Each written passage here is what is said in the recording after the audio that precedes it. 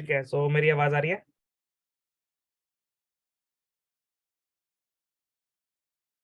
Yes sir. हाँ भैया आ रही।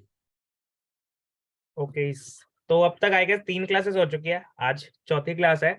लास्ट क्लास में हमने डीएफएस को ही कंटिन्यू किया था और उसमें हमने बेसिकली एक मैट्रिक्स के ऊपर डीएफएस कैसे लगाते हैं या फिर कनेक्टेड कंपोनेंट्स कैसे निकालते हैं और कनेक्टेड कंपोनेंट से रिलेटेड प्रॉब्लम्स जो भी हमने 3-4 आई गेस करी थी। और मैंने 2 प्रॉब्लम्स होमवर्क भी दिए थे। तो क्या किसी ने ट्राई की आइलैंड पैरामीटर और आइलैंड एरिया, ये 2 क्वेश्चंस?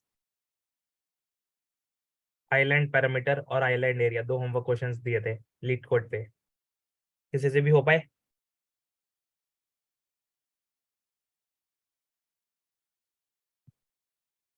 चलो आई गेस अभी किसी ने ट्राई नहीं किया तो अगर ट्राई करते हो तो बताना, नहीं हो पाता तो डिस्कस कर लेंगे। अभी के लिए आगे बढ़ते हैं, थोड़े अच्छे क्वेश्चंस करेंगे। बेसिकली ये जो आपको दिख रहे हैं, flood fill minimum nodes to connect Hamiltonian path, Hamiltonian cycle, cycle तो बेसिकली आर्टिकल है, इसी में होगा पाथ और साइकिल दोनों। फिर मिनिमम स्वैप्स टू सॉर्ट और बीएफएस ट्राई करेंगे कि ज्यादा से ज्यादा क्वेश्चन हो पाए। लेट्स सी कितने हो पाते हैं। मतलब छोटे छोटे क्वेश्चंस हैं। बीएफएस एल्गोरिथम बस थोड़ा सा टाइम ले सकता है। एनीवेज, पहला क्वेश्चन है हमारा फ्लड फिल एल्गोरिथम। एक एप्लीकेशन है पिछली प्रॉब्लम का जो हमने करा था, DFS on grid. Last class नहीं भी अटेंड करी, कोई दिक्कत नहीं है। बस डीएफएस आता है, ग्राफ्स भी नहीं आता। शुरू की 3 क्लासेस नहीं अटेंड कर रखी, कोई दिक्कत नहीं है, बस रिकर्जन आनी चाहिए और कुछ नहीं चाहिए अभी एटलीस्ट इस प्रॉब्लम में। तो फ्लड फिल एल्गोरिथम या फ्लड फिल बेसिकली क्वेश्चन का नाम है। लीड कोड इजी दे रखा है वैसे तो, लेकिन थोड़ा सा ट्रिकी है इन द सेंस के क्या बेस केस रखोगे, कैसे काम करोगे। Leet code 733, easy problem. आपको मिल क्या रखा है? स्टार्ट करें? स्टार्ट करें? यस हाँ भैया। ठीक है। आपको एक इमेज मिल रखी है, एक इमेज है m×n साइज की, मतलब number of rose number of columns different हो सकते हैं। उस इमेज में image of i, j represents a pixel value of the image. इसी लाइन को पढ़ के मेरे को ये बता दो, क्या ये जो ग्रिड मिलेगी, क्या ये एडजेसेंसी मैट्रिक्स, एडजेसेंसी लिस्ट या फिर एज लिस्ट, इन तीनों में से कुछ भी होने वाली है क्या? नहीं। नहीं भाई, ये तो एक नॉर्मल बस कुछ बता रखा है, कुछ इमेज है जहाँ पे हर एक सेल पर एक पिक्सल की वैल्यू पड़ी हुई है।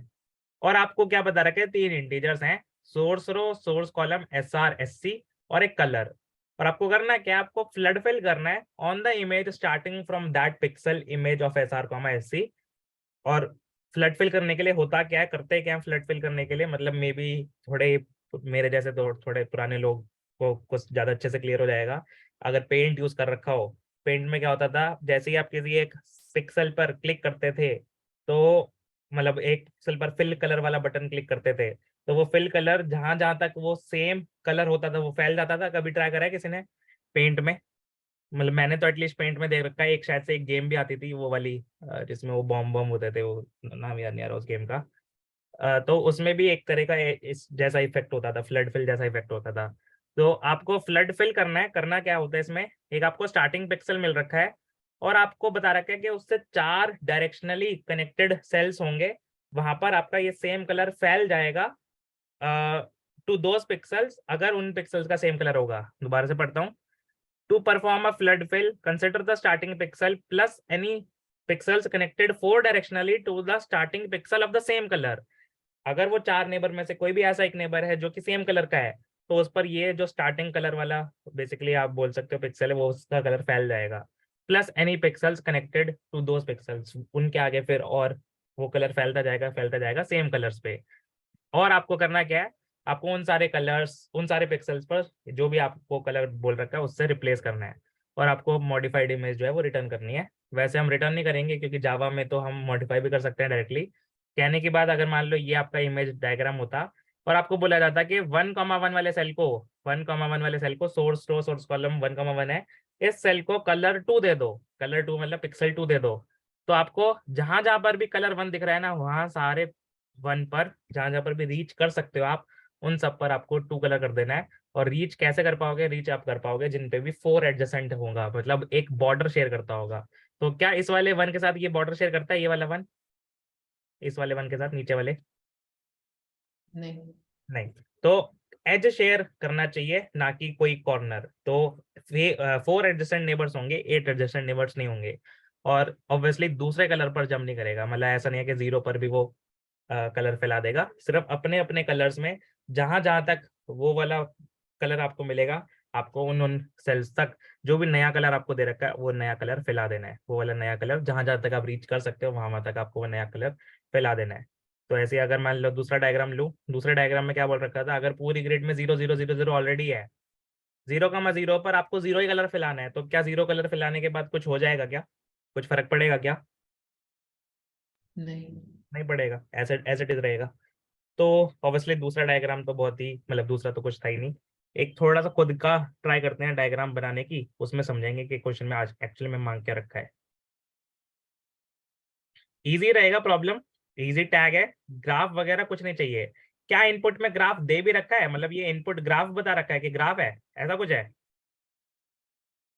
नहीं, मैट्रिक्स की। मैट्रिक्स है नॉर्मल एक। तो मान लो मैं यहाँ पे 0 ले रहा हूँ, मान लो इधर 0, इधर 0, इधर 0, इधर 0, इधर 0, इधर 0, रैंडम 0 0 ले रहा हूँ मैं। इधर 0, इधर 0, इधर 0,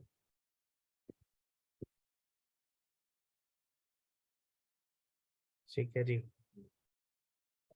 और फिर इधर आपका आ गया 1 1 1 1 1 1 1 1 1 1 1 1 1 1। फिर इधर आ गया आपका 2 2 2। तीन ही कलर्स बहुत हैं, वैसे तो जितने मर्जी कलर्स हो सकते हैं, कुछ फर्क नहीं पड़ता, बट अभी के लिए यही 3 कलर्स ले लेते हैं। मान लो ये सारे आपके कलर्स हैं, और आपको करना क्या है, आपको एक टारगेट सेल दिया जाएगा। मान लो वो टारगेट सेल ये वाला सेल है, आप इसका कुछ रो कॉमा कोऑर्डिनेट होगा, कॉलम 0 1 2 3 4 5 6, 0 1 2 3 4 5 6। आपको लेट सपोज ये वाला सेल दिया जाता है, ये वाला तो नहीं, मान लो ये वाला सेल दिया जाता है, और आपको बोला जाता है कि इस सेल को नया कलर दे दो। जो ये स्टार्टिंग सेल था 4 3, इस 4 3 को स्टार्टिंग रो स्टार्टिंग कॉलम वाले सेल को एक नया कलर पकड़ा दो, और वो नया कलर लेट से मैं बोल रहा हूँ वो है आपका 1, वो है आपका 1। तो जहां जहां तक आप 1, अभी के लिए थोड़ा इजी टेस्ट केस लेते हैं, मान लो वो नया कलर है 3, जहां जहां तक आप वो नया कलर 3 पहुंचा सकते हो वहां वहां तक आपको वो नया कलर 3 पहुंचाना है। तो मेरे को बता सकते हो कौन कौन से सेल्स पर 3 होएगा? क्या इस वाले सेल पर तो 3 हो ही जाएगा, इस खुद सेल पर 0 से? यस। Yes sir. क्या इन सारे जीरोस पर, इन सारे जीरोस पर भी 3 हो जाएगा, है ना? Yes sir.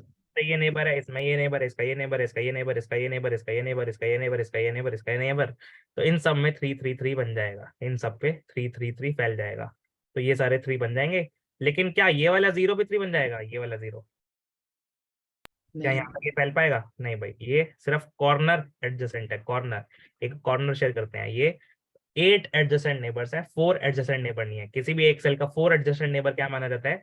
किसी भी एक सेल का 4 एडजेसेंट नेबर माना जाता है उसका top neighbour, left neighbour, right neighbour, down neighbour. तो क्योंकि ये तो टॉप लेफ्ट है, top left is 8 adjacent neighbour. 8 adjacent कौन से होते हैं? वो होते हैं, मान लो इस सेल का बोलूं तो top left write down, top left top right, down left down right, ये 4 भी, तो ये 8 एडजेसेंट होंगे। तो अभी के लिए हमारा ये वाले सेल से ये वाले सेल पर कलर नहीं फैल पाएगा। तो जो भी मैंने ये बेसिकली स्ट्राइक ऑफ करे हैं ये सारे 3 बन जाएंगे, जैसे ही मैं 4 3 पर बोलता हूँ कि नया कलर 3 फैला दो। इज इट क्लियर कि क्या हो जाएगा इससे, इस पहले ऑपरेशन से? यस। ठीक है, इसको अंडू करता हूँ अभी के लिए, और जो भी बेसिकली नया कलर है उसको मैं शेड कर देता हूँ। ये जो नया कलर है इसको मैं शेड कर देता हूँ ऐसे, कि हमारा इन इन सेल्स पर बेसिकली 3 फैल जाएगा, ये सारे 3 बन जाएंगे। ओके जी। अब अगर थोड़ा सा ट्रिकी मैं करूं, मान लो मैं बोलता हूं कि ना 2 1 सेल पर एक नया कलर फैलाना है, लेकिन वो 2 1 सेल पर जो नया कलर फैलाना है वो 2 वाला ही कलर है, वो 2 वाला ही कलर है। तो आपको क्या लगता है क्या होने वाला है, मतलब व्हाट डू यू फील के कैसे हम कलर को फैलाएंगे? 2 1 सेल कौन सा है? ये वाला सेल है 2 1। तो इस सेल को आपको बेसिकली 2 वाला कलर फैलाना है, तो इसको तो 2 बना ही देंगे, ये तो 2 बन ही जाएगा। क्या मैं अगर इसको 2 बनाऊंगा तो इससे कुछ फर्क पड़ने वाला है? मतलब जो ऑलरेडी 2 है क्या वो आगे प्रोपोगेट करने में मेरी कुछ हेल्प कर सकता है? सोच के देखो। अगर मैं खुद 2 बनूंगा, मैंने देखा मेरे डाउन में, मेरे लेफ्ट में 2 पड़ा है, मेरे को 2 ही कलर बनाना है, तो क्या ये कुछ आगे के सेल्स को कुछ कन्वर्ट करने में मेरी हेल्प कर भी सकता है या नहीं कर सकता? मतलब एक बार के लिए तो आपको लगेगा कर सकता है, क्यों? अगर आप नीचे जाओगे ये 2 है, चलो कोई नहीं, ये भी 2 है कोई नहीं, लेकिन अब ये तो 1 है, इसको ये 1 2 बना देगा, ऐसा सोच सकते हो आप, है ना? लेकिन ऐसा नहीं करना, मतलब ये क्वेश्चन का थोड़ा बेकार प्रॉब्लम स्टेटमेंट है, हमें ऐसा नहीं करना। अगर जो सेल ऑलरेडी 2 है, हमें उसे चेंज नहीं करना, मतलब हम उसे ये नहीं बोलना कि भाई तू भी आगे कलर फैला सकता है। हम किस किस को बोल सकते हैं कि हमारा कलर फैलाए, हम फैला पाएंगे उस सेल पर फैला पाएंगे जो ओरिजिनल कलर जैसा सेम था, same colour as the starting pixel, जो स्टार्टिंग में कलर था ना उस कलर तक हम फैला पाएंगे। मतलब अगर मेरा स्टार्टिंग पिक्सल 1 कलर का था, 1 वाला नंबर था उस पे, तो जहां जहां पे भी 1 होगा मैं वहीं तक फैला पाऊंगा 2। भले ही ये वाला 2 नेबर है मेरे पास, लेकिन मैं ये नहीं बोलूंगा कि 2 अपने नेबर्स को फैलाएगा कलर, नहीं। अगर 2 है तो लौट जाओ, ऑलरेडी 2 था तो लौट जाओ। 2 बन रहा है तो कॉल लगाओ, 2 बना कॉल लगाओ, 2 बना तो कॉल लगाओ। तो असल में 2 कौन कौन बन पाया? 2 सिर्फ ये वाला खुद सेल, इसको मैं मार्क कर देता हूँ, जहां से स्टार्ट करना है आपको वो वाला खुद सेल बन पाया 2, ये वाला सेल बन पाया 2, ये वाला सेल बन पाया 2, ये वाला सेल बन पाया 2। क्या सबको समझ आ रहा है? yes sir, एक तो ये, एक ये, एक ये चारों सेल्स हमारे 2 बन पाए। इसके अलावा कोई नहीं बन पाएगा। क्या ये वाला नेबर बन पाएगा 2? ये वाला नेबर, नहीं क्या ये वाला नेबर बन पाएगा 2? नहीं एक बार के लिए दिमाग में आएगा कि भाई ये तो 2 बनने ही वाला है, तो 2 बनेगा तो इस पर भी कॉल लगा दो, ये लेफ्ट पर लगाएगा, ये लेफ्ट पर लगाएगा, सॉरी राइट राइट पर लगाएगा, और ये भी 2 बन जाएगा। फिर ये 2 बन गया तो ये ऊपर ऊपर कॉल लगाएगा, फिर ये सारे 2 बन जाएंगे। ऐसा कुछ नहीं होगा।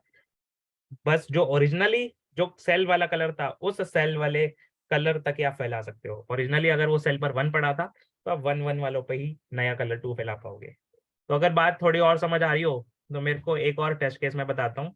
ये था टेस्ट केस नंबर 1, ये था टेस्ट केस नंबर 2, एक मैं टेस्ट केस नंबर 3 बता रहा हूँ। मान लो सेल है आपका 6,2, और आपको जो नया कलर फैलाने के लिए बोला गया है उस सेल से, वो बोला गया है 2 कलर फैलाने के लिए। तो मेरे को बताओ क्या करने वाले हो आप इसके लिए? 2 कलर फैलाना है आपको 6,2 वाले सेल से। What do you think you are going to do? भैया कोई चेंजेस नहीं होंगे। कोई भी चेंजेस नहीं होने वाले। क्यों? 6,2 वाला सेल ऑलरेडी 2 कलर का है और उसको 2 ही बनाना है। तो भाई वो क्या बोलेगा, मैं जिस जिस पर सेम कलर स्टार्टिंग में होगा उस तक डीएफएस लगा पाऊंगा और उन सबको 2 बनाऊंगा। मैं 2 वालों पर डीएफएस लगाऊंगा और उनको क्या बनाऊंगा, 2 बनाऊंगा। तो 2 बनाऊंगा तो वो तो ऑलरेडी 2 है ना, उनको क्या करना है चेंज करके? भाई 2 से डीएफएस स्टार्ट करोगे और 2 ही बनाना है तो मत करो ना डीएफएस, क्यों करना डीएफएस, मत ही करो।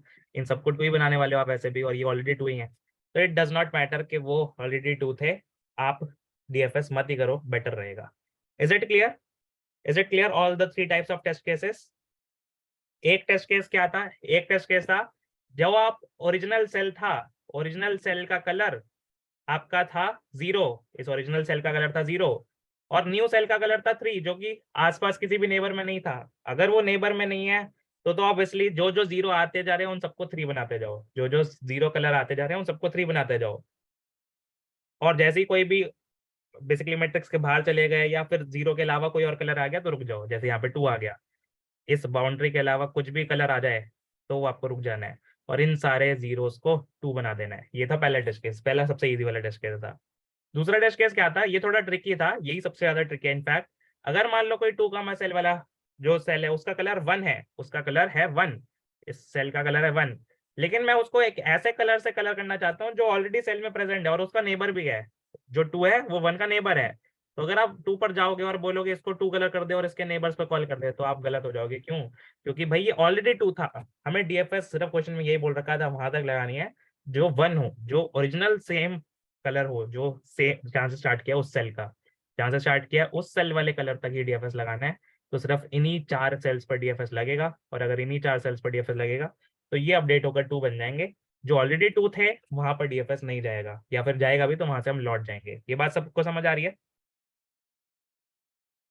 हाँ भैया। यस। डिफरेंट बात हो जाएगी अगर मैं बोलूंगा इस पर 2 पे डीएफएस लगाओ और ये आगे डीएफएस प्रोपोगेट करता है, ये बेस केस अगर नहीं होता और ये आगे डीएफएस प्रोपोगेट करेगा कि जो 2 है उनको 2 बना दो, चलो ये तो खुद 2 था, ये 2 का 2 ही रहेगा।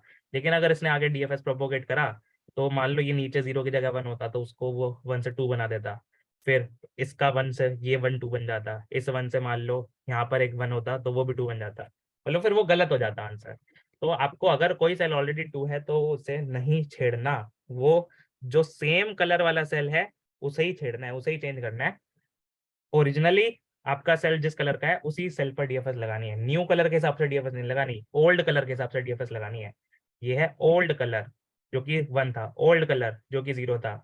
और तीसरा टेस्ट केस क्या है, मान लो जो ओल्ड सेल का कलर था वही 2 था और आपको बनाना भी 2 ही था, तो क्या इसमें कुछ करना है, ओल्ड सेल का कलर भी 2 है, आपको बनाना भी 2 है, तो डीएफएस तो 2 तक लगा पाओगे और उन सबको क्या बनाओगे, उन सबको 2 ही बनाओगे। तो क्या डीएफएस लगाने का कोई फायदा भी है?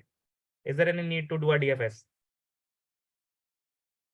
नहीं भाई, तीसरे टेस्ट केस में डीएफएस की नीड ही नहीं थी। नहीं, हम एक बेसिकली मेन फंक्शन में कॉर्नर केस की तरह एग्जांपल नंबर 3 हैंडल कर लेंगे। तो अगर सबको ये तीनों तरह के टेस्ट केस समझ आए हैं तो कोड करें, बहुत ही इजी कोड होने वाला है। Yes sir. ठीक है, पहली बात तो भाई मेरे को जो डीएफएस चाहिए उसमें मेरे को दोनों कलर पास करने पड़ेंगे, एक तो नया वाला कलर और एक पुराना वाला कलर। ये उस सेल का ओरिजिनल कलर क्या था वो क्यों चाहिए, क्योंकि डीएफएस मैं वहां तक लगा सकता हूँ। और न्यू कलर क्यों चाहिए, जहां जहां तक मैं डीएफएस लगा सकता हूँ वहां वहां तक मैं न्यू कलर से कलर कर दूंगा। और क्या न्यू कलर से कलर कर देना यही विजिटेड भी मार्क कर देगा मेरे लिए? अगर मैं इस सेल को 1 से 2 बना दूंगा तो क्या यही मेरे लिए विजिटेड भी मार्क हो जाएगा, क्योंकि मैं तो सिर्फ उन्हीं पर डीएफएस लगा रहा हूँ जो 1 है। हाँ या ना? Yes sir. मैंने क्या बोला, अगर मैं बोलता हूँ मैंने यहाँ से डीएफएस स्टार्ट किया, मैंने इसको 2 बना दिया, मेरे को करना क्या था, जो जो 1 थे उनको 2 बना दो। तो ये इसको 2 बना दिया, इसके इसने राइट पर कॉल लगाई, ये 1 था इसने 2 बना दिया, टॉप पर कॉल लगाई, ये तो 0 था, नहीं भाई मेरे को तो 1 तक जाना है सिर्फ, ये तो 0 है, ये तो 2 है, ऑलरेडी 2 है, फर्क नहीं पड़ता, मेरे को तो सिर्फ 1 पर जाना है। राइट पर गया, लेफ्ट पर, ये भी 2 है, तो मेरे को 2 पे नहीं जाना, मेरे को तो 1 पे जाना है। तो एक भी नेबर नहीं है। फिर इसने बोला कि भाई मेरा लेफ्ट नेबर तो ऑलरेडी 2 है, मेरे को तो 1 पर जाना है, मेरे को तो 1 पर जाना है, 1 है ऊपर तो इसको 2 बना दिया। 0 है ऊपर, मेरे को तो 1 पर जाना है, मेरे को 1 पर जाना है, ये तो 2 है, मेरे को 1 पर जाना है। तो विजिटेड एक तरह से काम कर जाएगा, जो आप रिकलर कर रहे हो वही, जो जिससे रिकलर कर रहे हो वही विजिटेड की तरह काम करेगा। आपको एक विजिटेड वाली मैट्रिक्स बनाने की जरूरत नहीं पड़ेगी। सिमिलरली यहाँ पर भी जैसे ही आप बोलोगे कि राइट पर कॉल लगाओ, ये 2 बना, ऊपर तो 0 है, वहां तक तो जाना नहीं, ऑलरेडी 2 है तो यहाँ पर कॉल लगानी है क्या, या यहाँ से लौट जाओ, ये बेस केस है? Base case base case. लौट जाओ। मैट्रिक्स के बाहर आ गए तो वहां से भी लौट जाओ। सो विजिटेड भी हैंडल हो जाएगा, ऑलरेडी कोई सेल 2 होगा वो भी खुद ही हैंडल हो जाएगा, बस आपको चेक करना है जहां जहां तक आप जा रहे हो वहां वहां तक आपको ओल्ड वाला कलर मिल रहा है, उनको न्यू कलर से अपडेट कर दो और फिर कॉल लगा दो। अगर वो ओल्ड कलर नहीं है तो मत कॉल लगाओ। देखो हमारा डीएफएस बहुत ही सिंपल है, वॉइड रिटर्न टाइप का होगा, कुछ रिटर्न टाइप रखने की जरूरत नहीं है। हम एक तो रो और कॉलम पास कर देंगे कि कहाँ से स्टार्ट कर रहे हैं, और हम पास कर देंगे अपनी मैट्रिक्स, हम अपनी मैट्रिक्स पास कर देंगे। 2 कलर्स पास करने पड़ेंगे, सिर्फ न्यू कलर नहीं, ओल्ड कलर भी और न्यू कलर भी, कि भाई कहाँ से स्टार्ट किया था उसी के बेसिस पे डीएफएस चल रहा है, न्यू कलर के बेसिस पे नहीं चल रहा। ये नहीं है कि भाई आप न्यू कलर 2 करना चाहते हो तो उसके बेसिस पे डीएफएस चल रहा है। इसी बात में बस ये क्वेश्चन थोड़ा सा इजी से ऊपर हो जाता है कि ओल्ड कलर के बेसिस पे डीएफएस चलाना है। मैं लिख भी देता हूँ यहाँ पे, run DFS on basis of old colour and visited will be basically acting as new colour. कोई भी सेल विजिट होगा वो एक तरह से न्यू कलर की तरह एक्ट करेगा कि उस पर न्यू कलर कर देंगे हम। तो अगर मान लो मैं मैट्रिक्स के बाहर चला गया, रो मेरा नेगेटिव हो गया, कॉलम मेरा नेगेटिव हो गया, रो मेरा greater than equal to image dot length हो गया, मतलब नंबर ऑफ रोज, या फिर कॉलम मेरा अगर greater than equal to image of 0 dot length हो गया, नंबर ऑफ कॉलम्स, तो क्या मैं बोल सकता हूँ यहाँ से तो लौटना ही लौटना है, मैट्रिक्स के बाहर चले गए तो क्या ही कर सकते हो अब तो? यस। Yes sir. वरना अगर अभी हम विद इन द मैट्रिक्स हैं तो अगर सेल पर जो कलर पड़ा है, R, C वाले सेल पर अगर जो कलर पड़ा है वो ओल्ड कलर के बराबर ना हो तो लौट जाओ, या न्यू कलर के बराबर ना हो तो लौट जाओ। जैसे मतलब मैं यहाँ पर इस वाले केस में डीएफएस लगा रहा हूँ, तो कोई भी सेल 1 के बराबर ना हो तो रिटर्न कर रहे हैं, या 2 के बराबर ना हो तो रिटर्न कर रहे हैं? ओल्ड के इक्वल ना। ओल्ड के बराबर ना हो, क्योंकि ओल्ड के बेसिस पर डीएफएस चल रही है। कोई भी image of R, C old colour के बराबर नहीं है, तो ये हमारे लिए एक तरह से बाउंड्री है, मतलब यहाँ तक नहीं जाना। फिल कलर पेंट में तभी होता है जब हमें सेम कलर मिलता है, जिस कलर से पेंट कर रहे हो। ऐसा नहीं है कि भाई वो, अगर मान लो आपका बॉर्डर पूरा ब्लैक है और आप एक बीच में सर्कल है जो व्हाइट है उसको ब्लैक बनाना चाहते हो, तो वो ब्लैक व्हाइट को तो ब्लैक बना ही देगा, जो ब्लैक था उसके बाहर जो भी कुछ होगा उसको भी ब्लैक कर देगा? नहीं भाई, आपका सिर्फ वो व्हाइट को ही व्हाइट को ब्लैक कन्वर्ट करेगा। बात समझ आ रही है? अगर मैं बोलता हूँ एक डायग्राम है, इस डायग्राम में क्या हो रखा है, यहाँ पर ये येलो येलो है मान लो, इसके बाहर ब्लू ब्लू है मान लो, और इसके बाहर ग्रीन ग्रीन है, इसके बाहर ग्रीन ग्रीन है, और मैं बोलता हूँ कि भाई ये जो इनर मोस्ट सेल है ना, इसको रिकलर कर दो रेड से, तो ऑब्वियसली बहुत सिंपल है, इसको रेड से करोगे तो सिर्फ यही रेड होएगा। लेकिन अगर इस सबसे अंदर वाले सेल को मैं बोलता हूँ कलर कर दो, सबसे अंदर वाले सेल को मैं बोलता हूँ कलर कर दो ब्लू से, तो मेरे को बता सकते हो क्या होगा? सबसे अंदर वाले सेल को ब्लू से कलर करना, क्या येलो ब्लू बनेगा? ब्लू तो ब्लू रहेगा ही, या ग्रीन भी ब्लू बन जाएगा? क्या लग रहा है? Yellow blue. सिर्फ येलो ब्लू बन जाएगा, येलो कन्वर्ट हो जाएगा ब्लू में, ब्लू ब्लू ही रहेगा, ग्रीन में कुछ नहीं होएगा। लेकिन अगर आप यहाँ पर ये ओल्ड कलर की जगह न्यू कलर लिख देते तो आप क्या करते कि भाई येलो तो ब्लू बन ही जाएगा, ब्लू से भी लौटो मत, ब्लू से भी डीएफएस लगाओ, और बेसिकली फिर वो ग्रीन पर भी जाएगा, और फिर उनको भी मतलब रिकलर कर सकता है। अगर ग्रीन ना होता, ये येलो होता तो गलत आ जाता आंसर। अगर बाहर वाला येलो कलर होता तो फिर गलत हो जाता आंसर। बाहर वाले येलो को रिकलर नहीं करना हमें, ये क्वेश्चन ये कह रहा है। आई गेस बात समझ आई है? नहीं आई तो मैं दोबारा रन कर दूंगा। लेकिन ओल्ड कलर अगर कोई सेल नहीं है तो वहां से लौट जाओ, अगर वो ओल्ड कलर है तो अब उसे विजिटेड मार्क करने के लिए हमें क्या करना है? उसे न्यू कलर से पेंट करना है। क्वेश्चन यही मांग रहा था कि किसी भी सेल को जो कि स्टार्टिंग पिक्सल वाला सेल है उसको न्यू कलर से पेंट करते जाओ। और अगर पेंट हो रहा है तो क्या डीएफएस भी लगाना है? अगर कोई चीज विजिट हो रही है तो क्या उससे डीएफएस भी लगानी चाहिए? हाँ जी। यस। और डीएफएस लगेगी हमारी 4 नेबर्स पर। तो 4 नेबर्स आप लूप से भी कर सकते हो, हार्ड कोड भी कर सकते हो, it is your wish. Old colour same रहेगा, न्यू कलर सेम रहेगा, ओल्ड कलर और न्यू कलर में कुछ भी चेंजेस नहीं आएंगे। तो एक बार r-1, एक बार r+1, एक बार c-1, और एक बार c+1, ये 4 कॉल लगा दो। वापस आते समय बैक ट्रैकिंग में कुछ करना नहीं। मेन फंक्शन में एक तो पहले मुझे ये जो कलर मिल रहा है, ये मिल रहा है न्यू कलर, ये भाई किस कलर से पेंट करना है। ओल्ड कलर कैसे पता चलेगा कि स्टार्टिंग में हमें किस किस सेल पर बेसिकली डीएफएस लगानी चाहिए? वो कहाँ से निकलेगा? ध्यान से देखो कैसे निकला है। अगर मैं 2,1,3 2 पास कर रहा हूँ तो ओल्ड सेल का कलर कैसे पता चल रहा है? Matrix of source row, source column. Matrix of 2,1, matrix of 2,1 is 1। तो ओल्ड कलर पता चल रहा है आपको image of source row source column से। और अगर old colour already new colour के बराबर हो, तीसरा टेस्ट केस एग्जांपल नंबर 3, तो क्या हमें डीएफएस लगाने की भी जरूरत है? नहीं भैया। नहीं भाई, अगर ऑलरेडी दोनों सेम है तो डीएफएस लगा भी लोगे तो कुछ फर्क पड़ेगा नहीं, कुछ फर्क पड़ेगा ही नहीं तो लगा ही नहीं मत ना डीएफएस। ये है प्रूनिंग कि भाई no need of DFS, no need of DFS, इससे कुछ फर्क ही नहीं पड़ने वाला डीएफएस लगा भी लोगे तो। वरना अगर फर्क पड़ सकता है, अगर वो डिफरेंट कलर है तो लगा दो डीएफएस। और सिर्फ डीएफएस लगानी लगानी है, यहाँ पर रिटर्न एरे करना पड़ेगा इमेज, क्योंकि इन्होंने रिटर्न टाइम मांग रखा है, आई डोंट नो क्यों मांग रखा है, बट डीएफएस लगा देते हैं सोर्स से, इमेज ग्रिड पास करते हुए, ओल्ड कलर पास करते हुए, और न्यू कलर पास करते हुए। तो एक बार रन करते हैं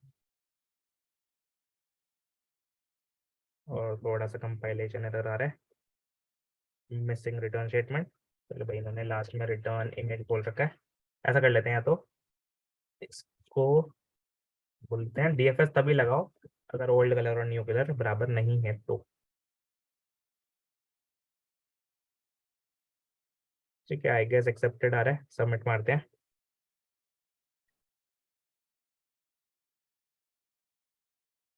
so this is the code. क्या इस कोड में हम एक नॉर्मल डीएफएस कर रहे हैं, और एक नॉर्मल डीएफएस एक ग्रिड के ऊपर पूरी की पूरी ग्रिड तक चल सकता है? क्योंकि बैक ट्रैकिंग तो कर नहीं रहे, बैक ट्रैकिंग नहीं करते तो आपका एक्सपोनेंशियल तो जाता नहीं, इतना तो हमें आइडिया है।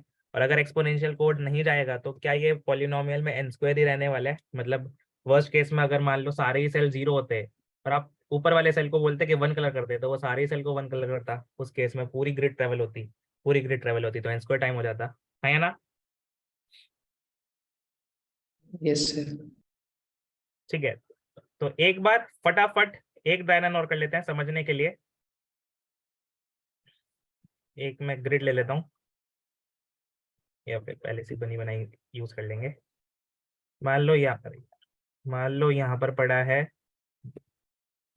0 0 0 0 0 0 0 0 0 0 0 0 0 0 0 0।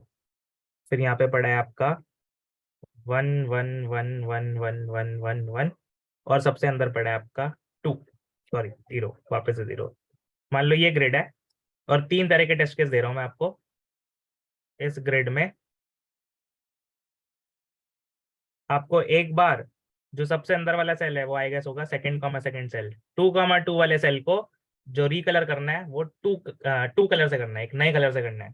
तो अगर 2,2 वाले सेल को एक नए कलर से कलर करोगे तो मेरे को बताना कौन कौन से सेल्स रिकलर होने वाले हैं।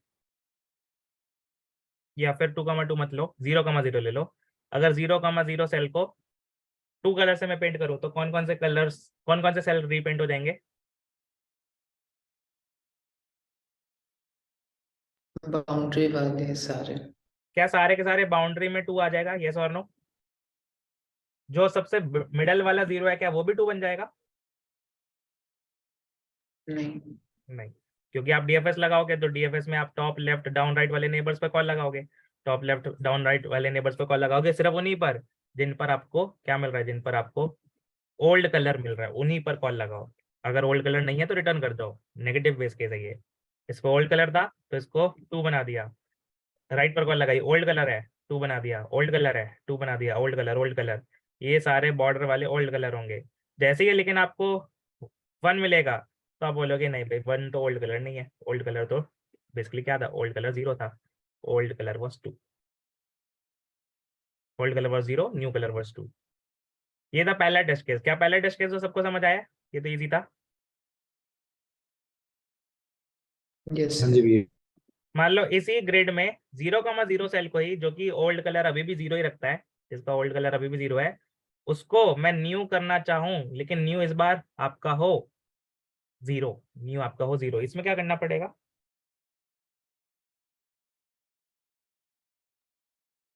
रिटर्न भैया से। कुछ नहीं करना भाई, ये सारे 0 के 0 ही रह जाएंगे। ये वाला भी 0 का 0 ही रहेगा, ये 1 का 1 ही रहेगा, कुछ फर्क नहीं पड़ेगा भाई।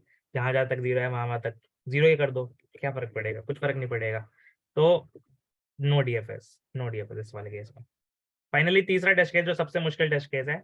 ओल्ड कलर अभी भी 0 ही है, जो 0,0 वाला सेल है सबसे टॉप कॉर्नर वाला, ये वाले सेल को हम रिकलर कर रहे हैं। लेकिन अब जो रिकलर कर रहे हैं वो है आपका 1, जो न्यू कलर आ रहा है आपका वो आपका आ रहा है 1। तो मेरे को बताओ कौन कौन से 1 बनेंगे?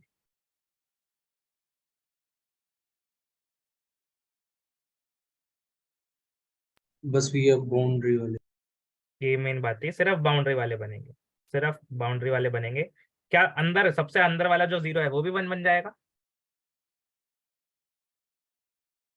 नहीं भैया। नहीं, वो 1 नहीं बनेगा। क्यों? क्योंकि हमने बोला डीएफएस लगाओ ओल्ड कलर के बेसिस पर। ये 0 था, ओल्ड कलर के बेसिस पर 0 से 1 बना दो, 0 से 1, 0 से 1, 0 से 1, 0 से 1, 1 1 1, इन सबको 1 बना दो। इस पर जब कॉल लगेगी तो ये बोलेगा ये तो मैं तो 0 नहीं हूँ। अगर ओल्ड कलर नहीं है तो रिटर्न। तो क्योंकि ये 0 नहीं था तो यहाँ से लौट जाओ, ये 0 नहीं था लौट जाओ, ये 0 नहीं था लौट जाओ, return return return return return. तो वो 1 से आगे आ नहीं जाएगा, मतलब ये वाले 0 को वो 1 नहीं बनाएगा। ये मेन बात थी। ये बहुत लोग गलती करते हैं फ्लड फिल में।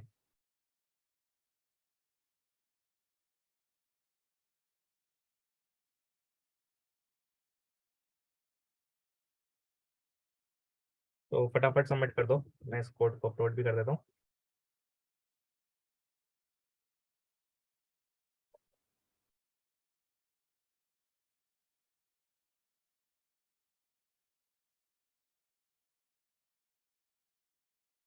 ह्यूमेंस डीएसए डीएसए 2.0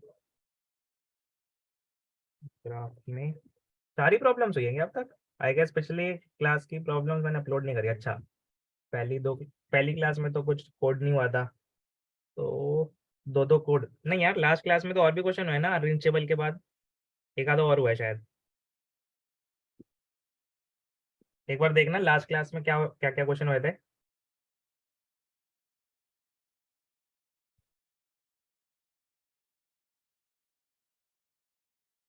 देखो कि कैसे नोट्स वोट्स हैं किसी के पास।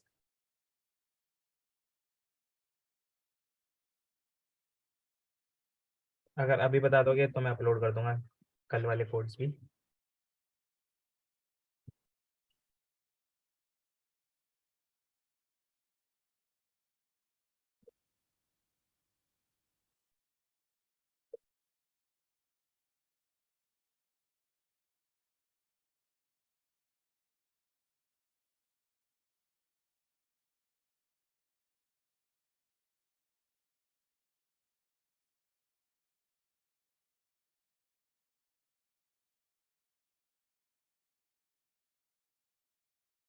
एटलीस्ट एक तो हुआ ही था, नंबर ऑफ आइलैंड्स तो हुआ ही था एक एक्स्ट्रा।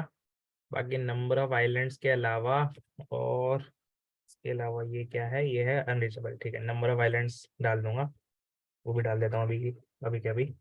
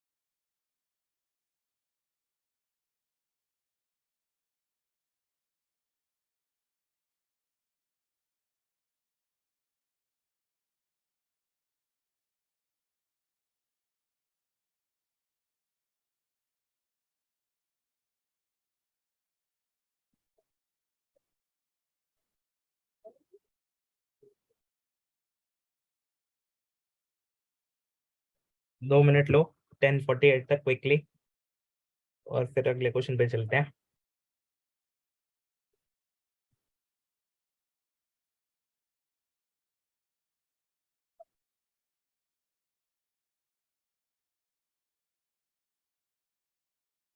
कोई मेरे को ये वाला रीजन बता सकता है फिर दोबारा से, ये मैंने इफ कंडीशन क्यों लिखी, और क्या ये कंपल्सरी थी या ऑप्शनल थी ये वाली लाइन इफ?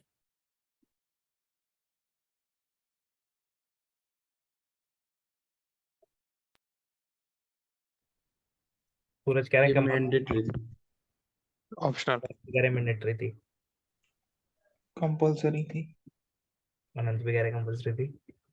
अगर ओल्ड कलर और सेम कलर बराबर ना हो तो डीएफएस लगाओ, अगर ऑलरेडी सेम है मैं बोल रहा हूँ तब भी डीएफएस अगर लगा लोगे, ये 0 है और न्यू कलर भी 0 है तब भी डीएफएस लगा लो। इसको 0 बना दिया, इसको 0 बना दिया, इसको 0 बना दिया, इसको 0 बना दिया, 0 से 0, 0 से 0 बनते जा रहे हैं। ये आपने बोला 1 है, तो अगर ये 1 है तो इसको, इस पर डीएफएस मत लगाओ, मतलब यहाँ से लौट जाओ, क्योंकि जो 0 है सिर्फ उसी पर डीएफएस लगा रहे हैं। तो आई गेस मेरे ख्याल से तो ये ऑप्शनल है, इससे फर्क नहीं पड़ेगा, बस थोड़ा सा ऑप्टिमाइज हो जाएगा उस वाले टेस्ट केस के लिए जहाँ पर बेसिकली अलग है वो, सेम कलर है, उसमें आपको डीएफएस अगर नहीं लगाओगे तो आपको एन स्क्वायर नहीं लगाना पड़ेगा टाइम कॉम्प्लेक्सिटी। मेरे ख्याल से ऑप्शनल है, एक बार ट्राई कर सकते हो ये, इस इफ लाइन के बिना भी मेरे ख्याल से चल जाएगा कोड मोस्ट प्रोबेबली।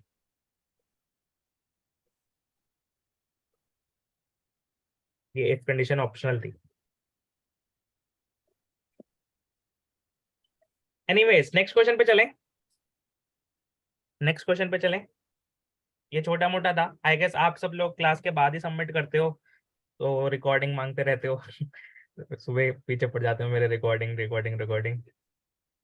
चलो अच्छी बात है, नेक्स्ट क्वेश्चन पे चलते हैं। नेक्स्ट क्वेश्चन बहुत ही प्यारा क्वेश्चन है, और बहुत ही अगेन एप्लीकेशन प्रॉब्लम है, मतलब कुछ नया कॉन्सेप्ट नहीं सीखोगे, बस एप्लीकेशन है कनेक्टेड कंपोनेंट्स की। तो क्वेश्चन पढ़ते हैं क्या क्या रखा है, और ये इस तरह का क्वेश्चन ना बहुत बार पूछा जाता है रियल इंटरव्यूज में, मतलब इस तरह की स्टोरी फॉर्म करी जाती है। तो स्टोरी क्या बोल रखी है, आपके पास ना n कंप्यूटर्स हैं, जहां पर कंप्यूटर्स को नंबर दे रखा है 0 से n-1, और वो कंप्यूटर्स इथरनेट केबल्स से, मतलब तारों से कनेक्टेड हैं, वो जो वाईफाई वाली तारें होती हैं इथरनेट वाली। और वो तारे जो कनेक्शंस हैं, जो जिनसे वो दो कंप्यूटर्स कनेक्टेड हैं, उन कनेक्शंस को कैसे रिप्रेजेंट कर रखा है, ए आई कॉमा बी आई से, जहां पर दो कंप्यूटर्स ए आई और बी आई आपस में कनेक्टेड हैं। अगर ए बी से कनेक्टेड है तो बी ए से कनेक्टेड होगा। A computer can reach any other computer directly और इनडायरेक्टली थ्रू अ नेटवर्क। तो क्या इनडायरेक्टली है, पहला पैराग्राफ मुझे यही हिंट कर रहा है कि एक अनडायरेक्टेड अनवेटेड ग्राफ मेरे को मिल रखा है, हाँ या ना? Yes sir. और ये जो कनेक्शंस वाली बेसिकली जो भी है ये integer square bracket integer array, तो ये क्या है? ये एज लिस्ट है, एडजेसेंसी लिस्ट है, ये एज बेसिकली एडजेसेंसी मैट्रिक्स है? क्या लग रहा है? ध्यान से ये वाला लिस्ट देखो और ये वाला डायग्राम देखो, क्या लग रहा है? फिर आगे का क्वेश्चन पढ़ेंगे।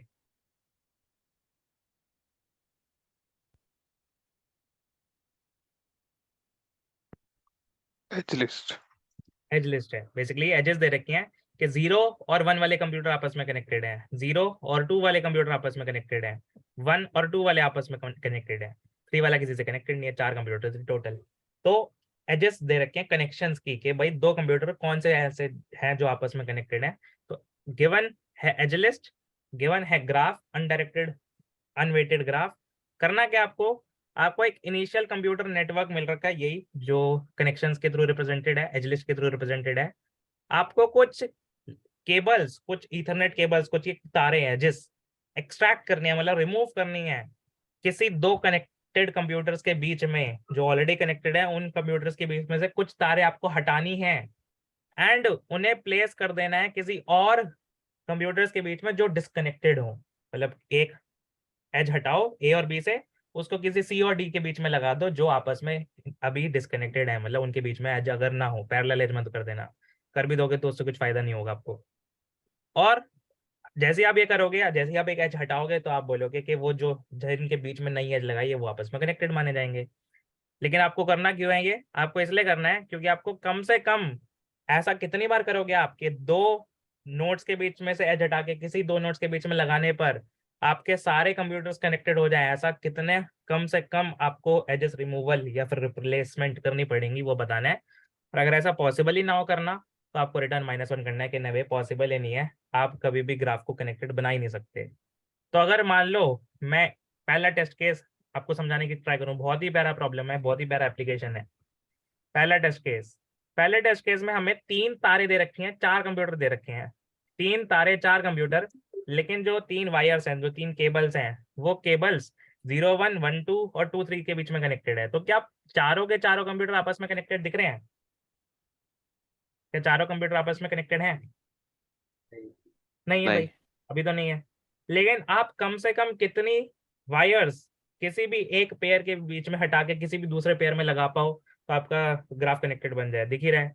जैसे ही कोई सी भी वायर हटा दो, 0 से 1 वाली हटा के 1 3 पे लगा दो, तो भाई ये तो ऑलरेडी कनेक्टेड ही था, ये तो लूप में था, लूप का तो फायदा नहीं होता ना। कनेक्टेड तो तब भी हो सकता है अगर सिर्फ 2 ही वायर्स हो। तो अब 0 से 1 पे हटा के 1 से 3 पर लगा दो तो ये आपस में चारों कनेक्टेड हो जाएंगी। या फिर जो इन्होंने कर रखा है कि 1 से 2 पर हटाकर 1 से 3 पर लगा दो या 2 से 3 पर लगा दो, किसी पर भी लगा सकते हो, तो आपका वापस से कनेक्टेड हो जाएगा। तो आप एक तार रिमूव करके उसको रिप्लेस कर सकते हो किसी और जगह लगाकर, और क्योंकि एक रिप्लेसमेंट लग रही है तो आपका आंसर इसमें 1 होगा। एक रिप्लेसमेंट तो आंसर होगा 1, मिनिमम एक तार हटानी पड़ेगी तो आपका ग्राफ कनेक्टेड माना जाएगा। अच्छा जी, दूसरे ग्राफ में जिसमें लेफ्ट हैंड साइड पे आपको ग्राफ मिल रखा है, बेसिकली कंप्यूटर्स के फॉर्म में ग्राफ है, नेटवर्क है। उन नेटवर्क्स में कुछ 3 तारे आएंगे, 3 केबल्स हैं। इन 3 केबल्स को आपको कुछ इस तरीके से रीअरेंज करना है, अगर कर पाओ सो दैट सारे कंप्यूटर कनेक्ट हो पाए। क्या कर सकते हो? 3 नहीं है, 1 2 3 4 5, 5 वायर्स हैं। क्या इन 5 वायर्स को कुछ इस तरह से रीअरेंज कर सकते हैं सो दैट सारे कंप्यूटर अरेंज हो जाएं? दिखा रखा है इन्होंने, लेकिन प्लीज इस तरफ मत देखना, ट्राई करो खुद से सोचने की।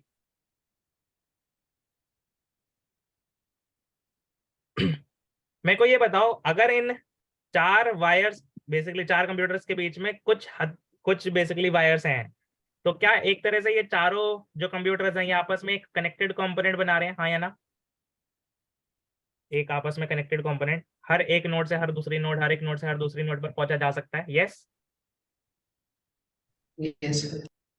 ये आपस में एक अकेला कनेक्टेड कंपोनेंट बना रहे हैं, ये अकेला आपस में एक कनेक्टेड कंपोनेंट बना रहे हैं। आपको करना क्या है? इन 3 कनेक्टेड कंपोनेंट्स को जोड़ना है। इन 3 कनेक्टेड कंपोनेंट्स को जोड़ने में आपको कम से कम कितनी तारे चाहिए? ये भूल जाओ कि वो तारे अंदर से ही आ रही हैं, आपको कितनी कम से कम तारे चाहिए होंगी, ये सोच के देखो। वो कहीं से भी आ रही हो वायर्स, n-1. 2 वायर चाहिए होंगी। 3 कंपोनेंट्स को जोड़ने में 2 वायर चाहिए, एक इन दोनों के बीच में लगा दो, एक इन दोनों के बीच में, या फिर एक इन दोनों के बीच में, एक इन दोनों के बीच में, तो कनेक्ट हो जाएंगी। तो आपको इन 3 कंपोनेंट्स को जोड़ने में 2 वायर चाहिए। क्या किसी भी कंपोनेंट में बेसिकली कम से कम 2 वायर्स एक्स्ट्रा पड़ी हैं, या फिर इन टोटल क्या मेरे पास 2 वायर्स एक्स्ट्रा पड़ी हैं किसी भी कंपोनेंट, सारे कंपोनेंट्स को मिलाकर। हाँ जी भैया। यस, ये जो सबसे पहला वाला कंपोनेंट था इसमें मेरे पास 5 वायर थी, 1 2 3 4 5। मेरे को चाहिए कितनी थी? मेरे को तो सिर्फ 3 ही वायर चाहिए थी, 4 नोड्स को जोड़ने के लिए सिर्फ 3 वायर चाहिए होती हैं। तो अगर सिर्फ 3 वायर चाहिए थी, 2 वायर एक्स्ट्रा थी, तो वो 2 वायर उठाते हैं और हमें ये 2 वायर यहाँ लगा लेते हैं, हो गया कनेक्टेड। तो आपको सोचना है कि आपको ये 2 चीजें सोचनी है कि कितनी वायर्स एक्स्ट्रा हैं, कितनी वायर्स मेरे को रिक्वायर्ड है कनेक्टेड करने के लिए। अगर जितनी एक्स्ट्रा होंगी, अगर वो ग्रेटर देन इक्वल टू जितनी आपको चाहिए कनेक्ट करने के लिए, तो आप कर पाओगे, और उतना ही आंसर हो जाएगा जितनी आपको चाहिए मतलब कनेक्टेड करने के लिए। अगर करना पॉसिबल नहीं होगा, उसका एक टेस्ट केस और ले लेते हैं। यहाँ पर हमारा आंसर कितना है? यहाँ पर हमारा आंसर आया 2। ये नीचे क्यों आ रहा है? ठीक है, इसका जो आंसर है वो आया 2। 2 रिप्लेसमेंट चाहिए, 2 वायर्स एक जगह से दूसरी जगह हटाकर लगा सकते हो। मान लो एक मैं तीसरा टेस्ट केस आपसे बोलता हूँ, वो तीसरा टेस्ट केस है, इन दोनों को छोटा करता हूँ थोड़ा। इस तरह की प्रॉब्लम्स ना इंटरेस्टिंग भी होती हैं और इजी भी होती हैं काफी हद तक, अगर वो ऑब्जर्वेशन दिख जाए तो। मान लो एग्जाम्पल 3 है, एक कंप्यूटर है C0, एक कंप्यूटर है C1, एक कंप्यूटर है C2, एक कंप्यूटर है C3, C4, C5। मान लो C0 से C1, C1 से C2, C1 से C3, ये आपस में कनेक्टेड है। और मान लो ये भी कनेक्टेड है। तो क्या आप इस ग्राफ को कनेक्टेड बनाने के लिए कम से कम कितनी वायर्स का यूज कर सकते हो, अगर पॉसिबल है तो? और अगर पॉसिबल नहीं है तो आंसर आना चाहिए -1। तो क्या आंसर लग रहा है एग्जाम्पल 3 का? -1। इतनी जल्दी बोल दिया क्या पता हो पॉसिबल, थोड़ा सोच लो। क्या लग रहा है बाकियों को? क्वेश्चन का नाम लिख देता हूँ जब तक मैं। 1319 Not possible. Basically not possible है मिनिमम वायर्स टू कनेक्टेड। ऐसा क्यों है? क्योंकि देखो, इस कंपोनेंट में 4 नोड्स हैं, 4 नोड्स को आपस में कनेक्ट करने के लिए कम से कम कितनी वायर चाहिए होती हैं? 3। 3 चाहिए होती हैं, लेकिन इनके पास 4 है, मतलब एक्स्ट्रा है। एक्स्ट्रा है तो लूप है, वो लूप है या नहीं है उससे हमें फर्क नहीं पड़ता, हमें तो बस कितनी एक्स्ट्रा वायर है वो चाहिए। तो क्योंकि ये 4 नोड्स हैं, इनको सिर्फ आपस में कनेक्टेड रहने के लिए 3 ही नोड्स चाहिए, 3 ही वायर चाहिए, तो हम बोलेंगे कि एक वायर एक्स्ट्रा है। चलो, एक वायर तो मिल गई मुझे, लेकिन कंपोनेंट कितने हैं जो डिस्कनेक्टेड है? एक तो ये कंपोनेंट है, एक दूसरा ये कंपोनेंट है, एक तीसरा ये कंपोनेंट है। 3 कंपोनेंट्स को जोड़ने में कितनी वायर्स लगती हैं? 2। 2 वायर लगती हैं, लेकिन मेरे पास तो एक ही एक्स्ट्रा है। एक्स्ट्रा तो एक ही है, एक्स्ट्रा वायर एक है, चाहिए मेरे को 2। तो पॉसिबल नहीं है, नॉट पॉसिबल, क्योंकि एक्स्ट्रा कम पड़ गई जितनी चाहिए थी उससे, तो नॉट पॉसिबल, इसलिए आंसर है -1। ओके जी। एग्जाम्पल नंबर 4, मान लो मैं बोल रहा हूँ C0, C1, C2, C3, और वायर्स हैं 1 2 3 4 5 6। कितनी है? इसमें बताओ कितनी कम से कम वायर्स मेरे को रिप्लेस करनी पड़ेंगी सच दैट मैं सारे नोड्स को आपस में कनेक्ट कर पाऊँ। कितने रिप्लेसमेंट लगने वाली है?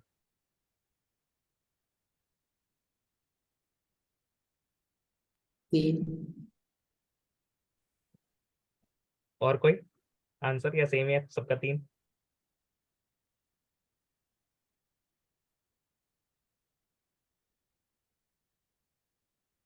बाकी लोग बताओ भाई, क्या लग रहा है? इतना सा है ग्राफ ये। इस ग्राफ में कितने कंपोनेंट है? इस ग्राफ में कितने कंपोनेंट है? 1। एक कंपोनेंट है। अगर डिसकनेक्टेड होता तो कनेक्ट करता ना, अगर ऑलरेडी कनेक्टेड है तो क्या मेरे को कुछ रिप्लेसमेंट नीडेड भी है? नहीं भैया। आपस में 4 नोड को कनेक्ट करने के लिए 3 ही वायर चाहिए थी, ऑलरेडी 3 से ज्यादा ही वायर से कनेक्टेड है वो। कनेक्टेड जब ऑलरेडी हैं तो भाई मेरे को कुछ करना ही नहीं, 0 रिप्लेसमेंट चाहिए। जब ऑलरेडी सारे नोड्स कनेक्टेड है तो कुछ भी मत करो, भले ही वो फुली कनेक्टेड हो, सारी की सारी नोड्स आपस में डायरेक्टली कनेक्टेड है, भले ही वो एटलीस्ट ट्री वाले तरीके से कनेक्टेड हो, किसी भी तरीके से कनेक्टेड हो, कनेक्टेड तो है ना। मेरे को बस वही चाहिए था, तो कोई भी रिप्लेसमेंट नहीं चाहिए। एक्स्ट्रा जितने मर्जी हो, डिस्कनेक्टेड तो कोई है ही नहीं, डिस्कनेक्टेड होता तो मैं रिप्लेस करता। यहाँ पे एक डिस्कनेक्टेड था, यहाँ पे दो डिस्कनेक्टेड थे, और डिस्कनेक्टेड भी जरूरी नहीं है कि एक अकेला नोड हो सकता है दो नोड आपस में हो, ये भी तो एक डिस्कनेक्टेड कंपोनेंट है। तो अगर मैं मतलब आप सब लोगों को क्वेश्चन समझ आ रहा है तो हम करें कैसे इसको सॉल्व। क्या मेरे को हर एक कंपोनेंट का साइज भी पता होना चाहिए और मेरे को नंबर ऑफ कंपोनेंट भी पता होने चाहिए? यस, उसी के बेसिस पर मैं कुछ निकाल पाऊंगा। हाँ जी भैया। और साथ के साथ हर एक कंपोनेंट में कितनी वायर्स है ये भी पता होनी चाहिए। मतलब हर एक कंपोनेंट के नंबर ऑफ नोड्स और नंबर ऑफ एजेस दोनों चीजें चाहिए मेरे को, कि भाई इस कंपोनेंट में कितनी नोड्स से कितनी एजेस थी, इस कंपोनेंट में कितनी नोड्स से कितनी एजेस थी, इस कंपोनेंट में कितनी नोड्स कितनी एजेस, कितनी नोड्स कितनी एजेस थी, ताकि मैं ये बता पाऊं कि भाई अगर नोड्स 4 थी एजेस 5 थी तो कितनी एक्स्ट्रा रही। अगर नोड्स 4 थी एजेस 5 थी तो भाई एक एज एक्स्ट्रा है, एक मेरे को मिल गई एज। वैसे एज नहीं भी रखोगे, सिर्फ नोड भी रख लोगे उससे भी काम चल जाएगा। क्यों? क्योंकि अगर आप बोलो कि टोटल नंबर ऑफ एजेस आपको पता हो, तो अगर पहले कंपोनेंट में 4 नोड्स हैं, पहले कंपोनेंट में 4 नोड्स हैं, आपको पता है कि आपको 4 नोड्स को जोड़ने के लिए 3 ही एजेस चाहिए होती हैं, तो क्या आप एक तरह से ये भी बता सकते हो, वेट, आपका बेसिकली इनिशियल कंप्यूटर नेटवर्क, ठीक है, आई गेस दोनों ही चीजें चाहिए होंगी मेरे को लग रहा है, जो मेरे को फील हो रहा है दोनों ही चीजें चाहिए होंगी आपको। नम हर एक कंपोनेंट की नंबर ऑफ नोड्स भी चाहिए होंगी और हर एक कंपोनेंट की नंबर ऑफ एजेस भी चाहिए होंगी, दोनों चीजें चाहिए होंगी। तो सॉल्व मतलब एक बार ट्राई करते हैं, एक अच्छे से ग्राफ पर ट्राई करते हैं, ट्राई रन करके एक एग्जांपल और ले लेते हैं। मान लो C0, C1, C2, C3, C4, C5, C6, C7, C8, C9, मान लो ये आपस में कनेक्टेड है इतनी एजेस के साथ, 5 एजेस के साथ। मान लो ये आपस में कनेक्टेड है 3 एजेस के साथ,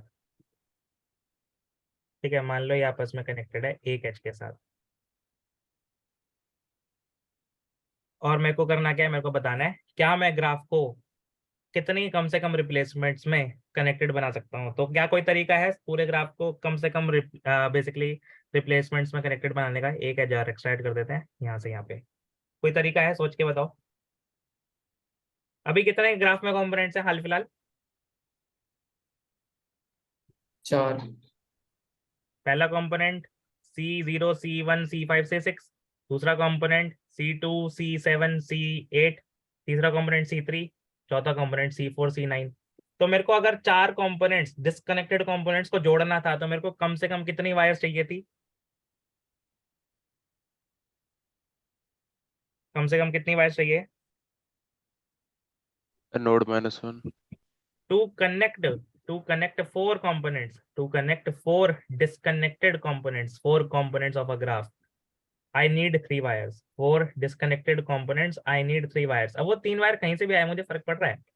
वो 3 वायर्स यहाँ से उठकर कुछ आ जाए, कुछ यहाँ से आ जाए, कुछ यहाँ से आ जाए, मेरे को फर्क पड़ रहा है क्या?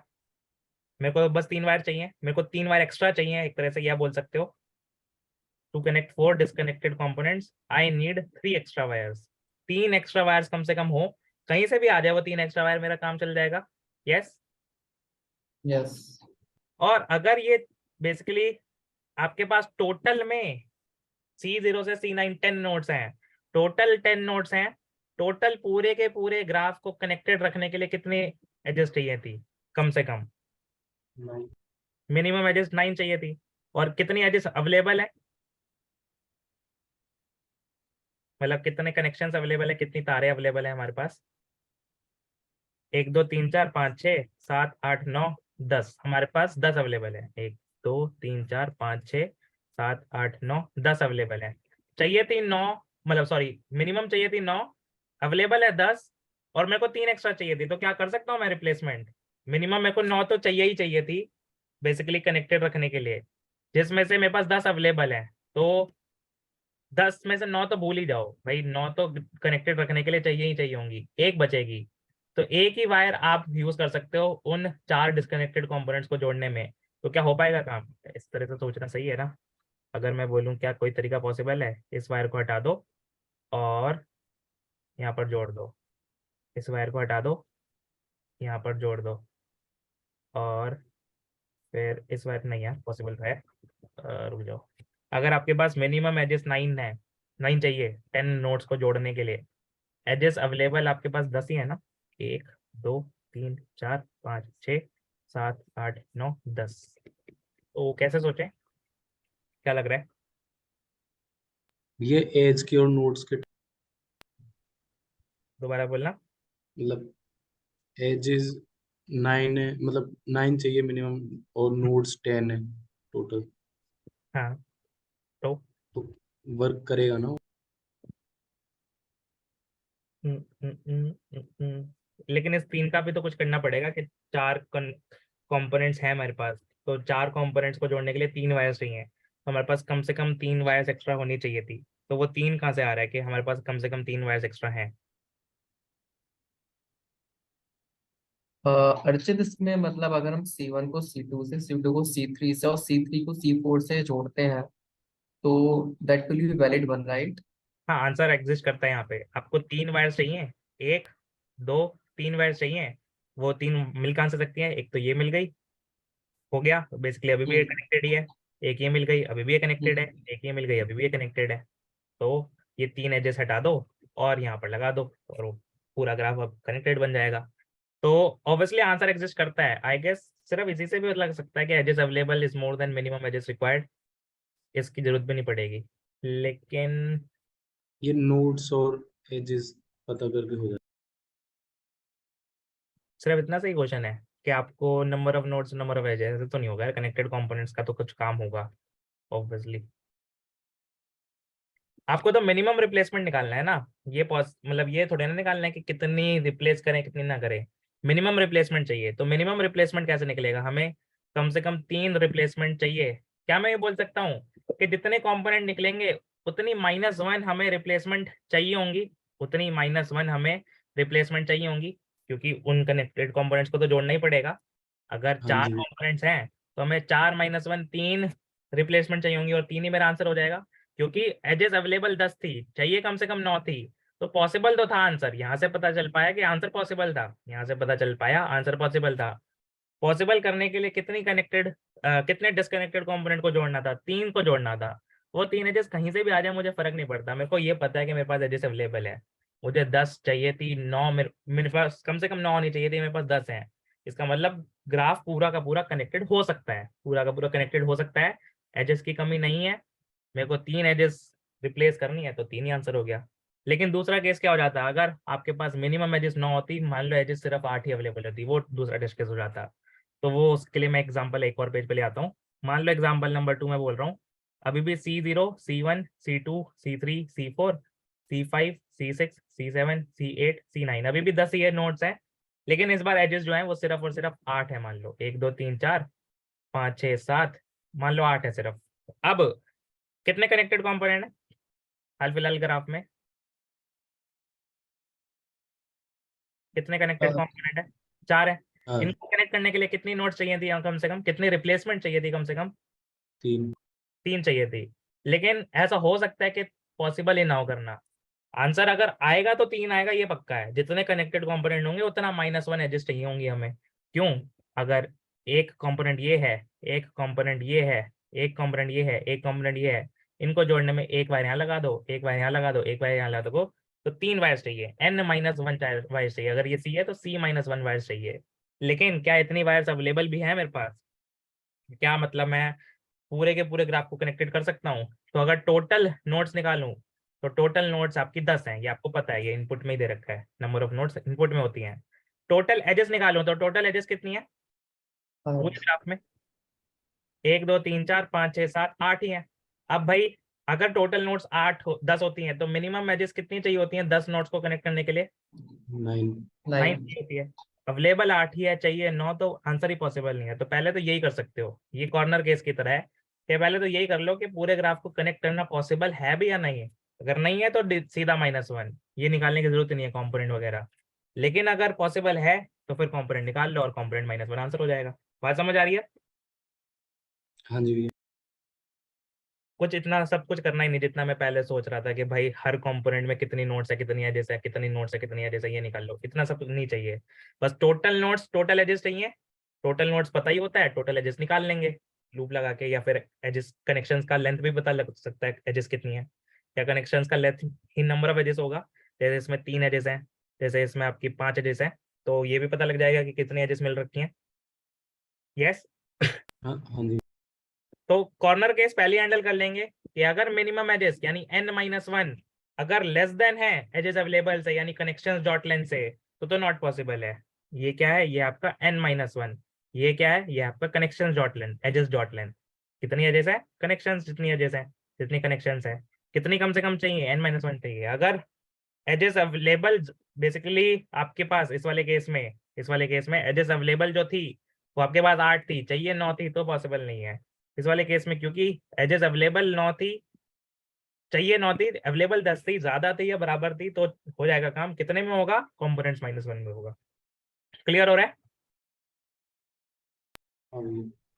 बाकी लोग भी बताओ यार, कंफ्यूजिंग तो नहीं हो गया ना? Yeah, got it, Archit. ठीक है, तो पहले तो हम एक कॉर्नर केस ही हैंडल कर लेते हैं, वही नॉट पॉसिबल वाला कॉर्नर केस। तो इसको मैं कमेंट में लिख देता हूँ, नॉट पॉसिबल वाला कॉर्नर केस क्या है कि अगर if n number of nodes, जो कितनी कम से कम चाहिए वो आएगा n-1, कम से कम n-1 चाहिए।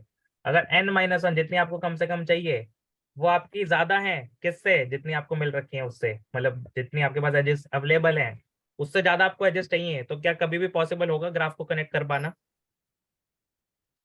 नहीं भैया। नहीं, तो रिटर्न फॉल्स, मतलब रिटर्न -1 इन दिस केस। ये तो हो गया कॉर्नर केस। अब आप कर दो कनेक्टेड कंपोनेंट्स का काउंट वाला काम। जितने कनेक्टेड कंपोनेंट्स आएंगे क्या वही रिटर्न करना है, नंबर ऑफ कंपोनेंट्स रिटर्न करने हैं क्या? नहीं, n-1। n-1 कंपोनेंट्स -1 रिटर्न करने हैं। तो कनेक्टेड कंपोनेंट्स हमने ऑलरेडी निकाल रखे हैं, और वो I guess number of provinces वाले क्वेश्चन में निकाल रखे हैं, तो इसको कॉपी मारते हैं। उसमें आई गेस इनपुट बस हमें मैट्रिक्स में मिल रखा था, तो इनपुट नहीं, मैं एटलीस्ट ये ग्राफ वाली पूरी की पूरी क्लास उठाकर यहाँ पे पेस्ट मारता हूँ। ग्राफ पूरी क्लास सेम रहेगी, अनडायरेक्टेड अनवेटेड ग्राफ है जिसमें डीएफएस है, जिसमें ग्राफ मिलेगा। हम ग्राफ को फॉर्म बस अलग तरीके से कर रहे हैं।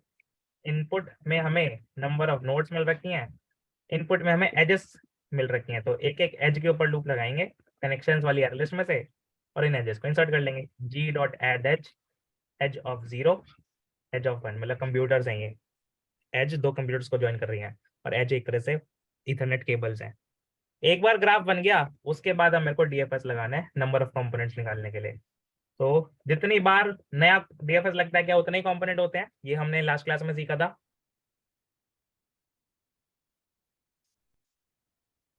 Yes sir. जितनी बार हम बोलते हैं कि भाई विजिटेड अगर ऑलरेडी ट्रू है तो कुछ मत करो, तो कंटिन्यू कर दो। और ये विजिटेड आएगा कहाँ से, बुलियन मैट्रिक्स से। Boolean visited of new Boolean n, अगर विजिटेड ऑफ आई ट्रू है, ऑलरेडी ट्रू है, तो कंटिन्यू।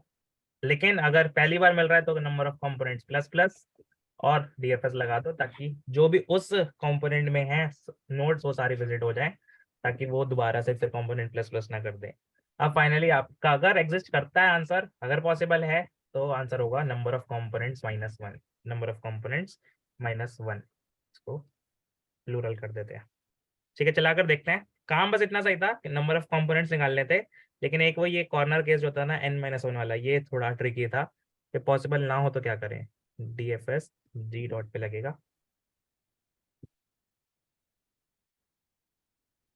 ठीक है, सैंपल डैश के तीनों चल पा रहे हैं, -1 वाला भी चल पा रहा है और पॉसिबल वाले भी चल पा रहे हैं, 0 वाला भी और ज्यादा वाला भी, तो होपफुली चल जाएंगे। अरे रॉन्ग आंसर आ गया, ये क्या हो गया, 5 रिप्लेसमेंट चाहिए, सॉरी 3 चाहिए, आउटपुट आ रहा है 5, ऐसा कैसे हो गया?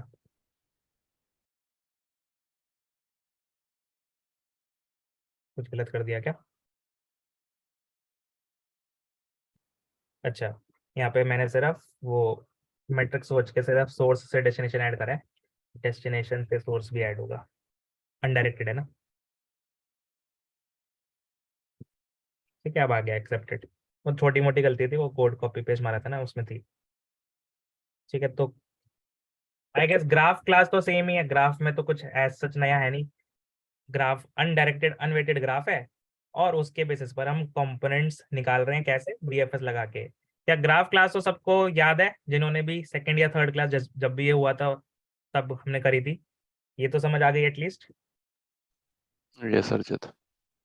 ठीक है, मेन बस ये मेन फंक्शन था, और मेन फंक्शन से भी ज्यादा वो मेन लॉजिक था कि कैसे निकालेंगे number of removals, number of replacements.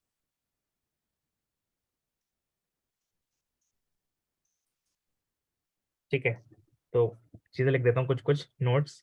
ये थी आपको एज लिस्ट मिल रखी थी, ये था कॉर्नर केस जिसमें आपकी मिनिमम एजेस जितनी आपको अवेलेबल चाहिए उतनी आपको बेसिकली नहीं मिल रखी, उतनी अवेलेबल नहीं है जितनी आपको मिनिमम चाहिए।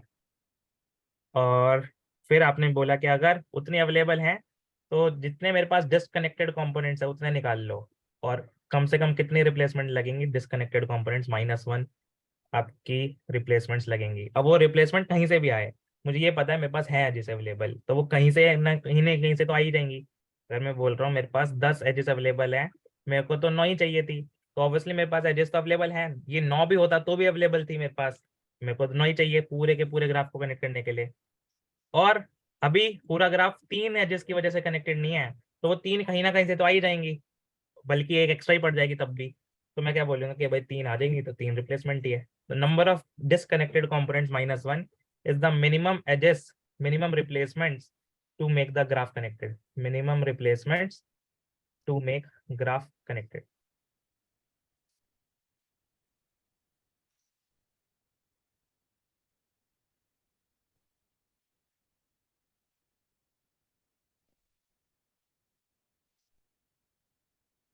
इसको भी अपलोड कर देता हूँ यार। और आप में से किसी ने मेरे को शायद से वो वाला बताया था ना, लीड कोड का एक एक्सटेंशन, वो काम नहीं कर रहा अब। पहले वो अपलोड कर देता था सारे के सारे कोड्स जैसे सबमिट होता था।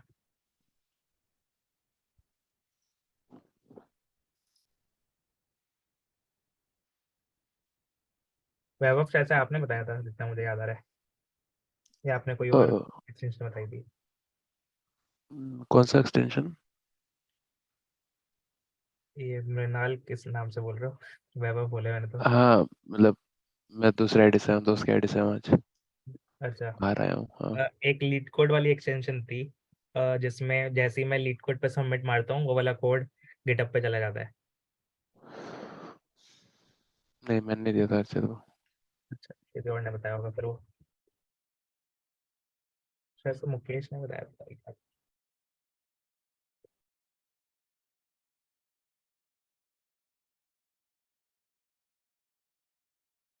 ठीक है, आई गेस ये वाला कोड भी अपलोड हो चुका है। अच्छा क्वेश्चन था, ऑब्जर्वेशन बेस्ड, बिल्कुल हर्ष। और स्टोरी बेस्ड था, तो ये भी अच्छी, मतलब अच्छा पॉइंट था इस क्वेश्चन का। इस क्वेश्चन में एज सच कुछ मतलब तोड़ फोड़ नहीं हो रहा, आर्टिकुलेशन पॉइंट, ब्रिजेस, वो सब नहीं चल रहा, डिक्सट्रा वगैरह।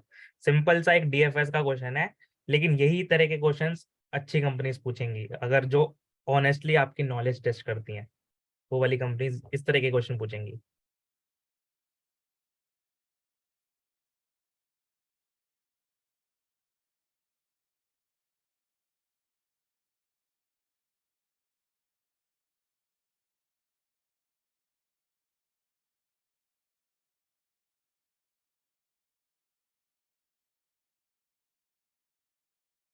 दो minute low, till 11:20।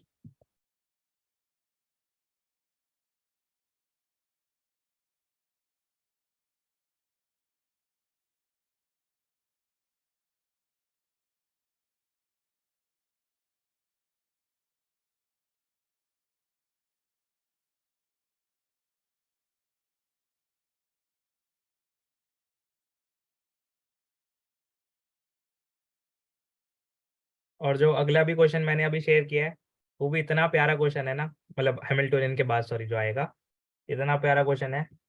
Minimum swaps to sort, पहले हैमिल्टोनियन करेंगे फिर ये वाला करेंगे। या चलो पहले मिनिमम स्वैप्स वाला कर लेंगे। आई गेस अभी तो स्क्रीन मैंने पॉज कर रखी है, तो अभी तो आपको कोड दिख रहा होगा सिर्फ।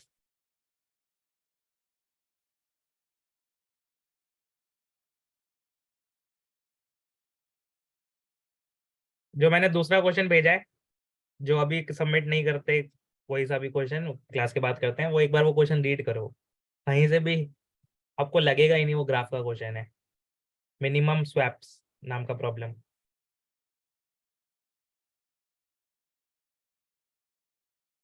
मजा आ जाएगा वो वाला प्रॉब्लम करके ऑनेस्टली।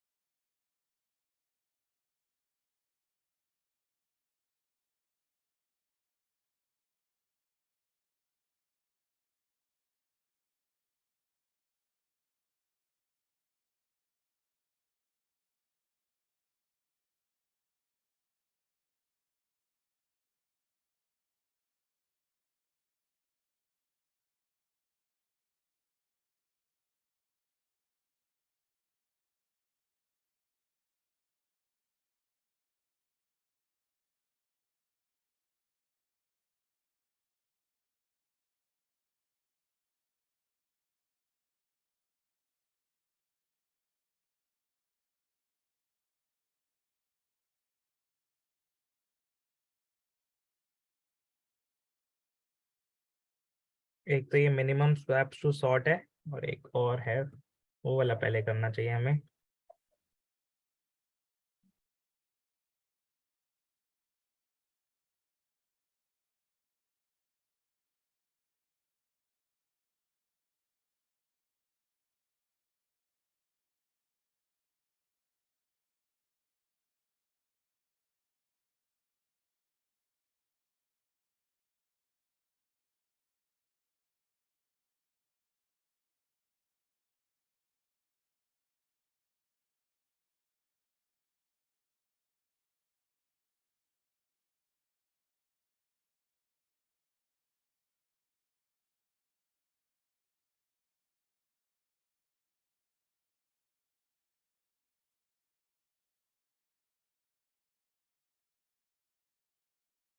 हाँ ठीक है, ये वो करेंट डिस्कस नेक्स्ट प्रॉब्लम।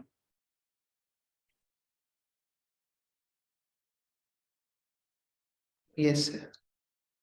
ठीक है, बहुत ही प्यारी प्रॉब्लम आ रही है यार। लगेगा array string hash map sorting इन सब का निकलेगा ग्राफ का।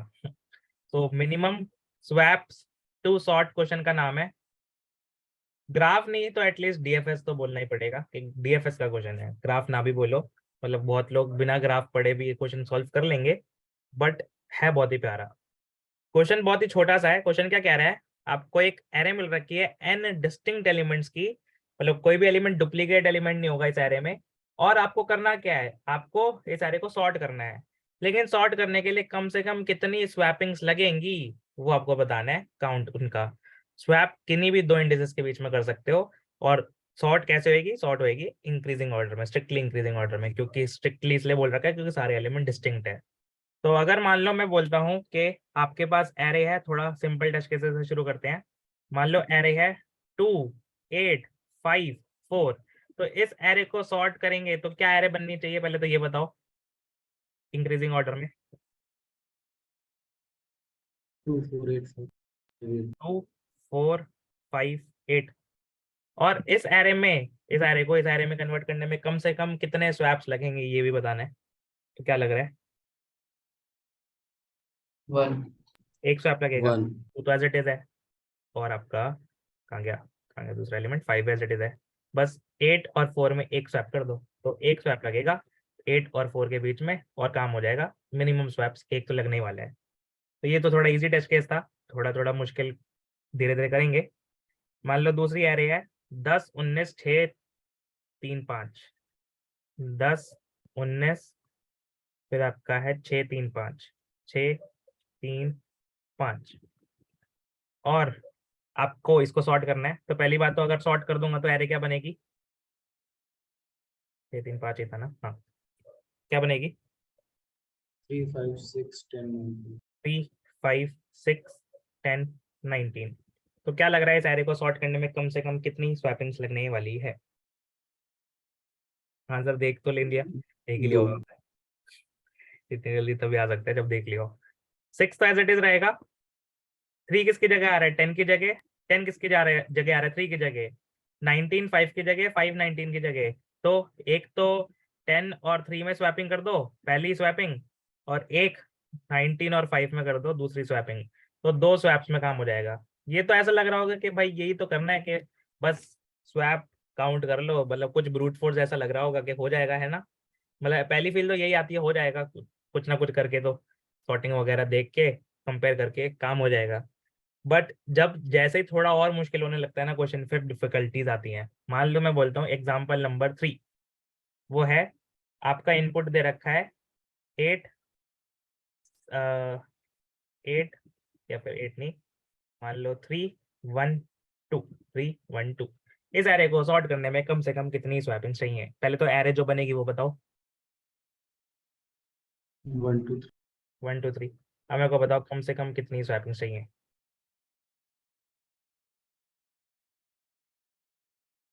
स्वैप हमेशा 2 एलिमेंट्स के बीच में कर सकते हो, 2 मिनिमम। कम से कम 2 लगेगी। अगर 1 और 3 के बीच में करोगे तो वो 1 3 2 बन जाएगा, फिर 1 3 2 में फिर 3 और 2 के बीच में कर देना। तो 2 स्टेप होने वाले हैं, पहले 1 और 3 में, या फिर 1 और 2 में वो बनेगा 1 3 2, और फिर 3 और 2 में वो बनेगा 2 1 2 3। तो 2 स्वैप्स से कम में तो नहीं कर पाओगे, 2 स्वैप्स इसमें भी लगने वाले हैं, भले ही 3 ही एलिमेंट्स थे लेकिन तब भी 2 स्वैप्स लगे। ओके जी। तो अगर मैं बोलता हूँ कि एरे है, थोड़ा बड़ी टेस्ट केस लेते हैं अगले पेज पर। आई गेस प्रॉब्लम तो समझ आ गई ना सबको, करना क्या है?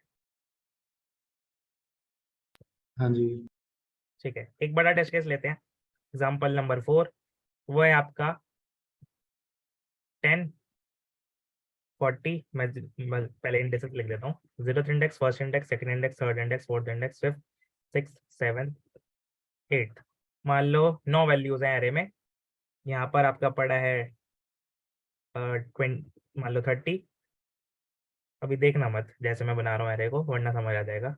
मैंने पॉज कर दिया, दिख तो नहीं रहा ना अभी जो मैं लिख रहा हूँ? नहीं भी। ठीक है।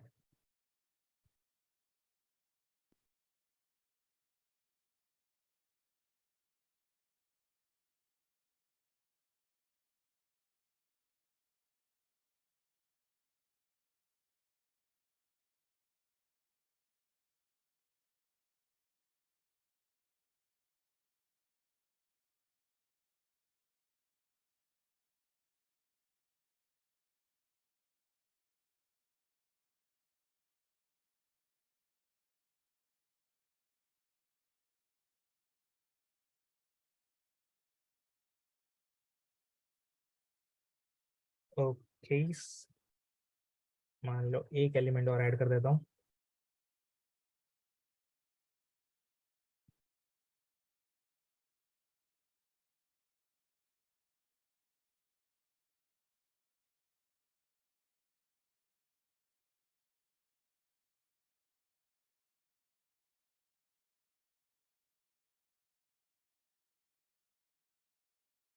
ठीक है, तो थोड़ा मुश्किल सा आ रहा है लेकिन सोचना है।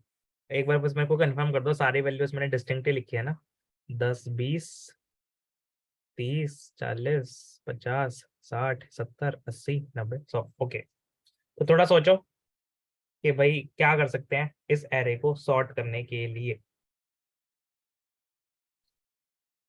सॉर्टेड एरे लिखो, थोड़ा कंपेयर करो तो ही दिखेगा, वरना नहीं दिखेगा।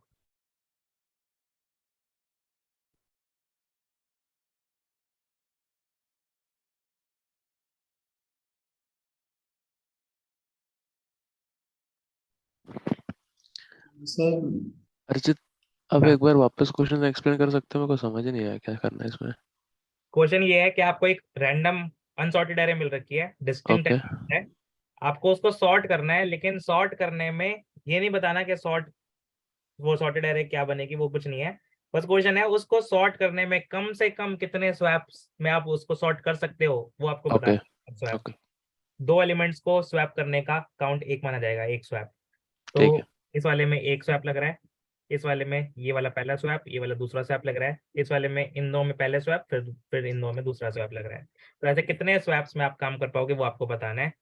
मतलब इस वाली एरे को इस वाली एरे में कन्वर्ट करने में कितने स्वैप लगने वाले हैं, this is the hmm. Question.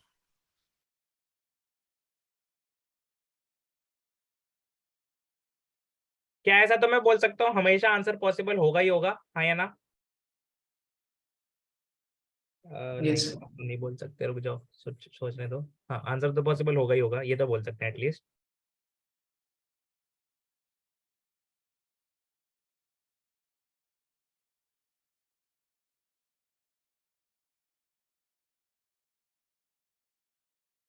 देखना पड़ेगा। चलो एक ऑब्जर्वेशन देखते हैं, स्टार्ट करते हैं। 30 ओरिजिनली 0th इंडेक्स पे पड़ा है, जाना कहाँ चाहिए? जाना कौन से इंडेक्स पे चाहिए? सेकंड। सेकेंड इंडेक्स पे। ओके जी, पहला है जो हो गया 0 से सेकेंड इंडेक्स पर, ये वाले मैं रेड में दिखा रहा हूँ। और जो सेकेंड इंडेक्स पे पड़ा है वो 10 है, उसको जाना कहाँ चाहिए? 0। 0 पर। तो इसमें तो साफ साफ दिख रहा है एक स्वैपिंग लगेगी, इसमें तो साफ साफ दिख रहा है एक स्वैपिंग लगेगी। नेक्स्ट, अगर मैं बोलता हूँ कि भाई 80 है, 80 जाना कहाँ चाहिए? 7th। 7th इंडेक्स पे, इसको ड्रॉ करते हैं। 80 जाना चाहिए 7th इंडेक्स पे। और 7th इंडेक्स पे पड़ा है आपका 60, 60 कहाँ जाना चाहिए? 5th। 5th इंडेक्स पे। 5th इंडेक्स पे पड़ा है 20, वो कहाँ जाना चाहिए? 1st। फर्स्ट इंडेक्स पे। फर्स्ट इंडेक्स पे पड़ा है 80, वो जाना चाहिए 7th इंडेक्स पे। तो इन तीन एलिमेंट्स को अपनी करेक्ट जगह पर लेके जाने में कितना टाइम लगेगा? 3 स्वैप। 3 स्वैप तो नहीं, 2 ही स्वैप में हो जाएगा। एक बार 20 और 80 को स्वैप कर दो, यहाँ पर आ गया 20, यहाँ पर आ गया 80। और फिर 80 और 60 को स्वैप कर देना, यहाँ पर आ गया 20, यहाँ पर आ गया 60, यहाँ पर आ गया 80। यस और नो? हाँ। 2 ही स्वैप होंगे। 3 एलिमेंट्स को स्वैप करने में, सॉर्ट करने में 2 ही स्वैप्स लगने वाले। ओके नेक्स्ट, अगर मैं बोलता हूँ 50 कहाँ जाना चाहिए था? 4th index. 4th इंडेक्स पे। और 70 कहाँ जाना चाहिए था? 6th index. 6th इंडेक्स पे।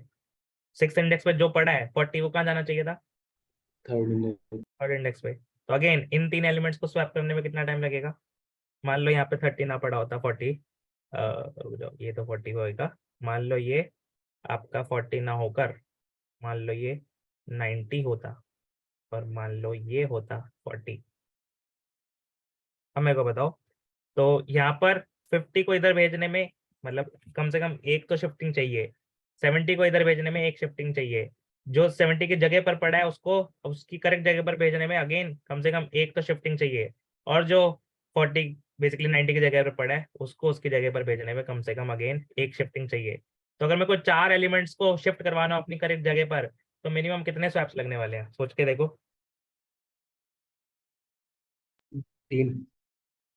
थोड़ा निकाल के देख लो। मान लो मैं 50, 20, 6, 90, 40, सिर्फ इन 4 एलिमेंट्स के बारे में सोचो। इन 4 एलिमेंट्स को सॉर्ट करके 20, 40, 50, 90 बनाना हो तो क्या कितने स्वैप्स लगने वाले हैं? किन्हीं भी 2 एलिमेंट्स में कभी भी स्वैप कर सकते हो, एक के बाद एक, लगातार, एक साथ, कैसे भी, बस स्वैप करना है सॉर्ट करने के लिए।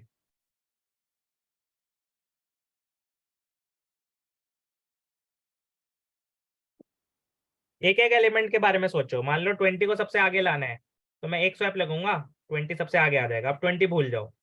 अब मेरे को इन तीनों एलिमेंट्स में से 40 सबसे आगे लाना था, एक बार स्वैप लगाया, 20 भूल गए। अब मेरे को इन तीनों एलिमेंट्स में 50, 90, 40 में से 40 सबसे आगे लाना है, तो भाई उसके लिए एक स्वैप, 40 इधर आ गया, 50 इधर आ गया। फिर इन 2 एलिमेंट्स में 50 सबसे आगे लाना है, तो उसके लिए तीसरा स्वैप। तो क्या 4 एलिमेंट्स को सॉर्ट करने में मेरे को कम से कम 3 स्वैपिंग्स लगेंगी? 4 एलिमेंट्स कुछ इस तरीके से आपस में प्लेस जो जो एक दूसरे की जगह ले रहे हो, 50, 60 की जगह ले रहा है। 50, 40 की बेसिकली जो है 50 वो अभी 40 वाली जगह पर आ रखा है, लेकिन वो 50 पर आना चाहिए, 4th इंडेक्स पे आना चाहिए। 4th इंडेक्स पे 70 आ रखा है, वो 6th इंडेक्स पे जाना चाहिए। 6th इंडेक्स पर 90 आ रखा है, वो 8th इंडेक्स पे जाना चाहिए। 8th इंडेक्स पर 40 आ रखा है, वो 3rd इंडेक्स पे जाना चाहिए। तो असल में 4 एलिमेंट्स अगर आपस में कुछ तरीके से रोटेटेड हो, तो मैं बोल सकता हूँ उन 4 एलिमेंट्स को कम से कम 3 स्वैपिंग्स में वो सॉर्ट हो सकते हैं। 3 स्वैपिंग्स तो लगने ही लगने वाली हैं, यस और नो? यस। और फिर लास्ट में जब आपका ये लास्ट में जो 100 है, ये 100 वाली जगह पे आना चाहिए था, 100 पर ही है, तो इसको तो एक भी स्वैप नहीं लगेगा। तो ये जो ग्रीन वाले एलिमेंट्स थे, ग्रीन वाले एलिमेंट्स थे बेसिकली 50, 70, 90, 40, इस प्रॉब्लम को इंडिपेंडेंटली सॉल्व कर दो, उसके लिए लगेंगे 3 स्वैप्स। 4 एलिमेंट्स हैं तो 3 स्वैप्स। जो रेड वाले एलिमेंट्स थे 30 और 10, क्योंकि ये दो एलिमेंट्स थे, इनको आपस में सॉर्ट करने के लिए दो स्वैप्स लगेंगे। इंडिपेंडेंट प्रॉब्लम है, ओवरऑल प्रॉब्लम पे डिपेंड नहीं कर रही। 30 और 10 को अलग निकाल लो, बाकी आपस में खेल रहे हैं, ये आपस में खेल रहे हैं। फिर व्हाइट वालों के लिए सोचोगे तो व्हाइट वालों के लिए आपका 80, 20, 60, ये तीन एलिमेंट्स आपस में रोटेटेड हैं, तो इन तीन एलिमेंट्स के लिए दो स्वैप लगेंगे। यहाँ पे दो नहीं था, यहाँ पर एक आएगा। दो एलिमेंट्स को सॉर्ट करने में एक स्वैप लगता है। बेसिकली n एलिमेंट्स को स्वैप करने में n-1, n एलिमेंट्स को सॉर्ट करने में n-1 स्वैप लगेंगे। एंड फाइनली अगर 100 है, एक अकेला 100 है, तो 100 को सॉर्ट करने में कितने स्वैप्स लगेंगे? जी 0 स्वैप्स लगेंगे। एक एलिमेंट को सॉर्ट करने में 1-1 0 स्वैप्स लगेंगे। तो टोटल कितने मिनिमम से मिनिमम स्वैप्स में आपका पूरा एरे सॉर्ट हो जाएगा? 3 + 1 + 2 + 0, पूरा का पूरा एरे आपका 3 + 1 4, 4 + 2 6, 6 + 0, 6 स्वैप्स कम से कम लगने वाले हैं इस पूरे एरे को सॉर्ट करने में। यही आंसर है। मतलब कुछ भी कर लेना, 6 से कम में तो कर ही नहीं पाओगे। चलो, एक बार के लिए अप्रोच दिमाग में आ भी गई, अब इसको इम्प्लीमेंट कैसे करोगे? अप्रोच बहुत ही देखो इंट्यूटिव, अगर सोचोगे ना इंट्यूटिव लगेगी। एक बार के लिए मैंने क्या करा, 30 देखा कहाँ है, कहाँ जाना चाहिए था, ओके जी। उस पर जो पड़ा है वो कहाँ जाना चाहिए था, ओके जी, मिल गया, एक जोड़ी मिल गई, एक स्वैप लगेगा। 80 कहाँ है, कहाँ जाना चाहिए था, उसकी जगह कौन है, वो कहाँ जाना चाहिए था, उसकी जगह कौन है, वो कहाँ जाना चाहिए था, एंड ऐसा करते गए। फिर 50 कहाँ है, किधर जाना चाहिए था, उसकी जगह कौन है, वो किधर जाना चाहिए था, बेसिकली वो इधर जाना चाहिए था। उसकी जगह कौन है, वो किधर जाना चाहिए था, उसकी जगह कौन है, वो किधर जाना चाहिए था। तो आपस में ये रोटेटेड जो एलिमेंट्स होंगे ना, इनको अगर ये n एलिमेंट्स है तो इनको सॉर्ट करने में n-1 स्वैप्स लगने वाले हैं। तो ये क्वेश्चन, अब मैं ये क्यों बोल रहा हूँ कि भाई ये ग्राफ का या फिर डीएफएस का क्वेश्चन हो गया। कैसे करेंगे हम डीएफएस से इसको, कोई बता सकता है? पहली बात, अप्रोच सबको समझ आइए क्या क्या कर रहा हूँ मैं ये? हाँ जी लेकिन करेंगे कैसे? क्या मैं हर एक एलिमेंट का अनसॉर्टेड एरे में इंडेक्स और सॉर्टेड एरे में इंडेक्स निकाल लूं और उनके बीच में एक एज बना लूं, तो उससे जो ग्राफ बनता है, अगर वो ग्राफ बनाने की ट्राई करूं तो देखता हूं क्या होता है। अगर हर एक एलिमेंट का ओरिजिनल एरे में जो इंडेक्स है, रिजल्टेंट एरे में जो इंडेक्स है, उनके बीच में एक एज बनाऊं और उस एज के बेसिस पर जो ग्राफ बनेगा, उस ग्राफ में कुछ ऑब्जर्वेशन लगाऊं, तो मेरा आंसर निकल जाएगा। लेट्स सी कैसे। सबसे पहले 30 का ओरिजिनल इंडेक्स है 0, जाना कहाँ चाहिए था 30? सेकंड इंडेक्स पर, ओके जी। सेकंड इंडेक्स पर कौन पड़ा है? 10 10 पड़ा है। 10 कहाँ जाना चाहिए था? 0 10 कहाँ जाना चाहिए था? 0th इंडेक्स पर, ओके जी। ये दो नोट्स हो गई। अब अगला इसको रेड में बनाता हूँ। तो 0 से सेकंड इंडेक्स पर जाना चाहिए, सेकंड इंडेक्स से 0 पर जाना चाहिए। ये है 30, ये है 10, तो दो एजेस बन गई, 0 से 2, 2 से 0। इसके बाद अब अगला ग्राफ आ रहा है आपका 80, 80 पड़ा है फर्स्ट इंडेक्स पर, जाना कहाँ चाहिए? 7 सॉर्टेड में 80 आएगा 7th इंडेक्स पर। 7th इंडेक्स पर जो पड़ा है वो उसको कहाँ जाना चाहिए? और ओरिजिनल ग्राफ में जो 7th पड़ा है उसे 5th इंडेक्स पर जाना चाहिए। जो ओरिजिनल ग्राफ में 5th पड़ा है उसे कहाँ जाना चाहिए? फर्स्ट इंडेक्स उसे फर्स्ट इंडेक्स पर जाना चाहिए। तो क्योंकि ये तीन नोड्स हैं, तो इनके लिए आपको दो स्वैपिंग लगेगी। फर्स्ट से 7th पर जाने के लिए 80 था, यहाँ पर मैं 80 बना देता हूँ। फिर आपका, सॉरी ये तो वाइट में था ना, तो 1 से 7, 7 से 5, 5 से वापस 1, ठीक है। इसको मैं ब्लू से दिखा दूंगा। ये था 30, 0 से 3 जाने के लिए 2 से 0 जाने के लिए 10 था। फिर आपका 1 से 7 जाने के लिए 60 था, आई गेस 60 था ना, सॉरी 80 था। 7 से 5 जाने के लिए 40 था। 5 से 1 जाने के लिए 20 था। अगला, अगर मैं फिर इसके बाद बात करूं, 0 हो चुका है, 1 हो चुका है, 2 की बात करूं 2 भी हो चुका है, 3 की बात करूं 3 नहीं हुआ अब तक। तो 3 इंडेक्स ओरिजिनली पड़ा है, उस पर 50, वो कहाँ जाना चाहिए? थर्ड इंडेक्स वाला एलिमेंट।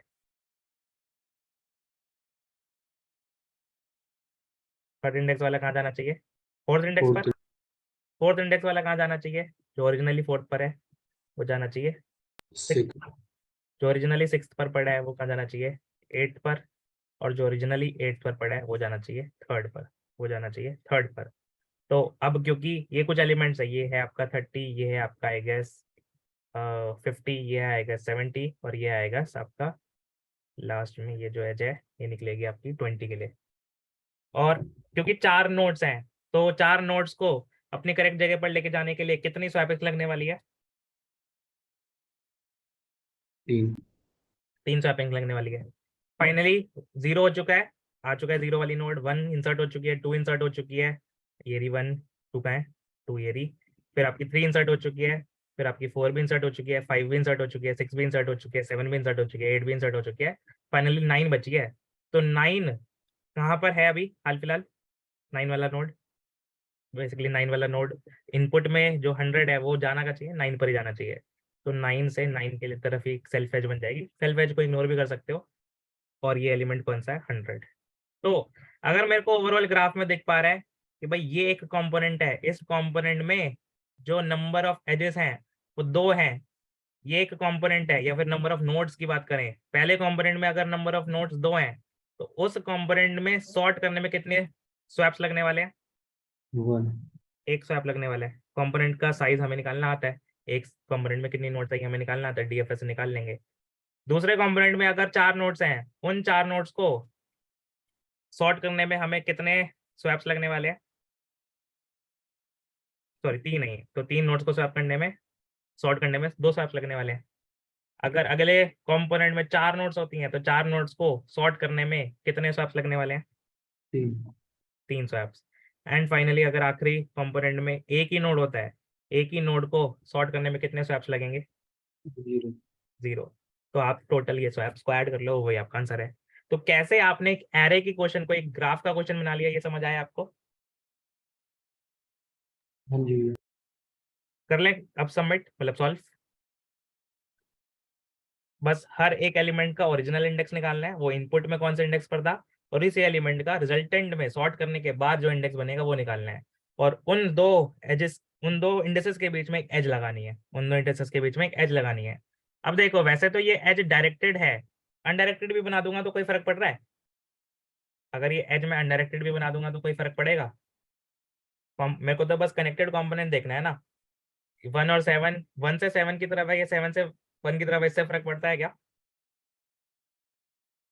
ये नहीं। लेकिन सॉरी, जैसे 5 से 1 पे आ देखो आप ये बोल लो कि आपने एलिमेंट 30 इधर भेजा, 50 इधर भेजा, 70 इधर भेजा, 20 इधर भेजा, या फिर ये बोल लो कि इधर से आपने, मतलब और तरीके से भी सॉर्टिंग कर सकते थे। अगर 4 से स्टार्ट करते तो हो सकता था आप 4 वाला एलिमेंट इधर भेजते, वो वाला एलिमेंट इधर भेजते, वो वाला एलिमेंट इधर भेजते, वो वाला एलिमेंट इधर भेजते, तो भी हो जाती सॉर्टिंग। एक तरीका क्या है, ये वाला एलिमेंट इधर भेजो, ये वाला इधर, ये वाला इधर, ये वाला इधर। दूसरा तरीका क्या हो सकता था, ये वाला इधर भेजो, ये वाला इधर भेजना, ये वाला इधर भेजना, ये वाला इधर भेजना, तो भी हो जाएगी सॉर्टिंग। हाँ जी। यस। तो यस। मतलब किसी भी रोटेशन, किसी भी बेसिकली सेल से स्टार्ट करके पूरा साइकिल कर दो, वो सॉर्ट हो जाएगा। तो आपको ये चिंता करनी ही नहीं कि ये डायरेक्टेड है जाए, ये अनडायरेक्टेड है, ये हमारे लिए अनडायरेक्टेड है। तो हम क्या करेंगे, एक अनडायरेक्टेड ग्राफ बना लेंगे, उस अनडायरेक्टेड ग्राफ में नंबर ऑफ कंपोनेंट्स निकाल लेंगे, मतलब सॉरी कंपोनेंट्स नहीं, हर कंपोनेंट का साइज निकाल लेंगे। और जो भी हर कंपोनेंट का साइज आता है उसका -1 हमारा स्वैपिंग्स लगने वाली है उस कंपोनेंट को सॉर्ट करने के लिए। और यही आंसर है टोटल उसका। ठीक है, तो कैसा था प्रॉब्लम वैसे, इंट्यूशन कैसी थी इसकी? बढ़िया था। बढ़िया एकदम। और ये अमेजोन का क्वेश्चन है, आई गेस अमेजोन पूछती है शायद, माइक्रोसॉफ्ट सॉरी।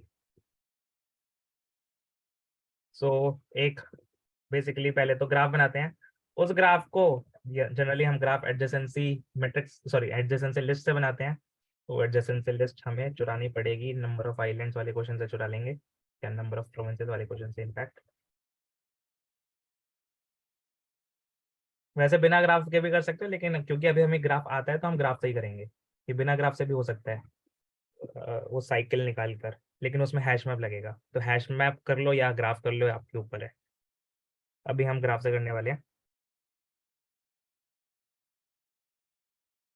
वैसे अभी भी हैश मैप लगेगा क्या?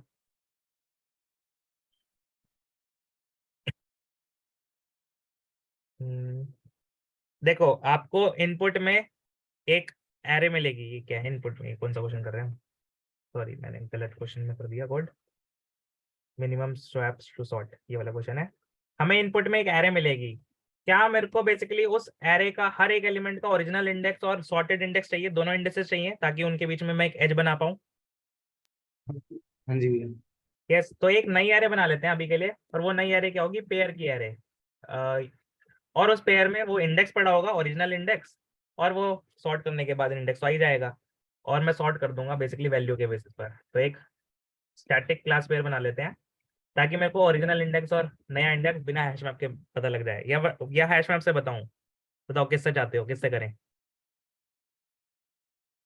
जैसा चाहोगे वैसा कर पेयर लेंगे। से कर देते हैं ज़्यादा इंट्यूटिव। पेयर से? हम्म। ठीक है।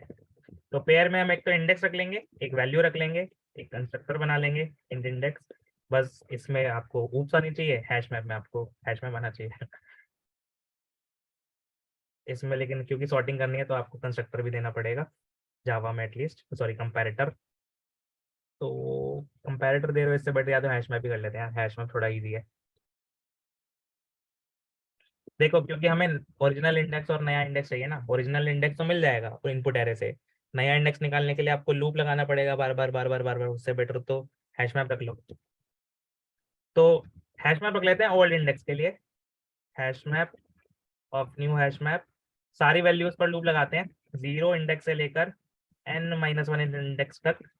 और ओल्ड इंडेक्स वाली एरे में पुट कर देते हैं बेसिकली नम्स ऑफ आई के कॉरेस्पॉन्डिंग आई के। नम्स ऑफ आई का ओल्ड इंडेक्स क्या है?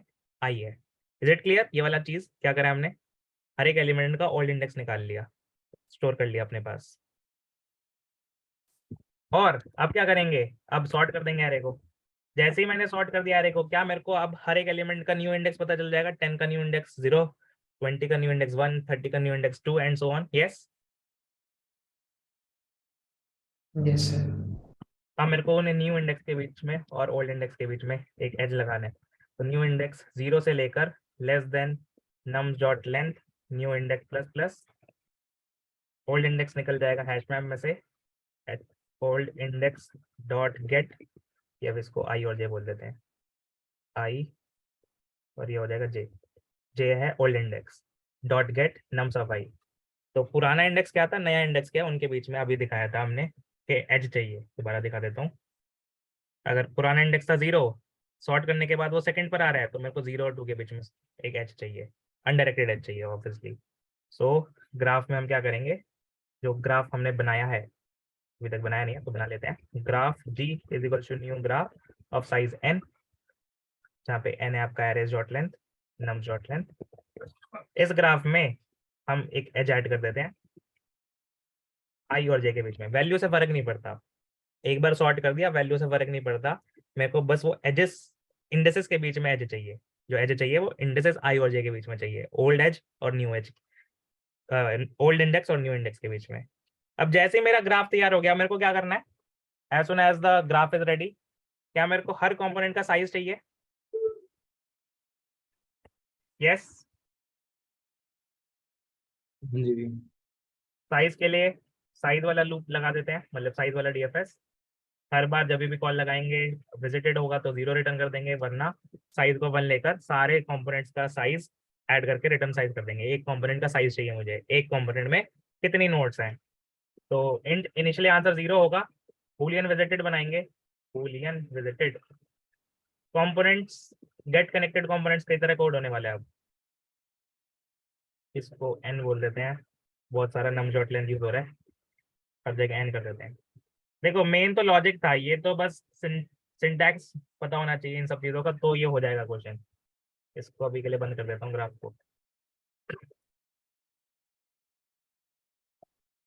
ठीक है, मैंने पहली बात तो क्या करा, हैश मैप में ओल्ड इंडेक्स निकाल लिया, सॉर्ट कर दिया एरे को, ग्राफ बनाया, और ओल्ड इंडेक्स और न्यू इंडेक्स के बीच में एज लगा दी। अब मैं डीएफएस लगाऊंगा और उस डीएफएस के बेसिस पर हर एक कंपोनेंट का साइज निकाल लूंगा। तो मेरा आंसर क्या होने वाला है? कितनी स्वैपिंग्स लगने वाली है मेरे को? अगर मेरा मान लो एक नोड विजिटेड है, उसको तो कंटिन्यू कर देंगे। अगर कोई नोड ऑलरेडी विजिटेड है तो कंटिन्यू। मान लो कोई नोड विजिटेड नहीं है तो उसका उस कंपोनेंट का साइज मेरे को मिलेगा कैसे, डीएफएस कॉल करके, उस कंपोनेंट का जी डॉट डीएफएस कॉल करके और विजिटेड पास करके। जैसे ही मेरे को साइज मिलेगा एक कंपोनेंट का, तो मेरे पास उस कंपोनेंट में कितने स्वैप्स लगने वाले हैं, एक कंपोनेंट का साइज अगर के है तो K-1 के -1 स्वैप्स लगने वाले हैं। तो स्वैप से में आप ऐड कर सकते हो साइज -1 और फाइनली रिटर्न कर दो स्वैप्स। ठीक है, तो ये आपका कोड है यूजिंग ग्राफ्स। एक बार सबमिट मार्कर देखते हैं, मतलब पहले कंपाइल करते हैं।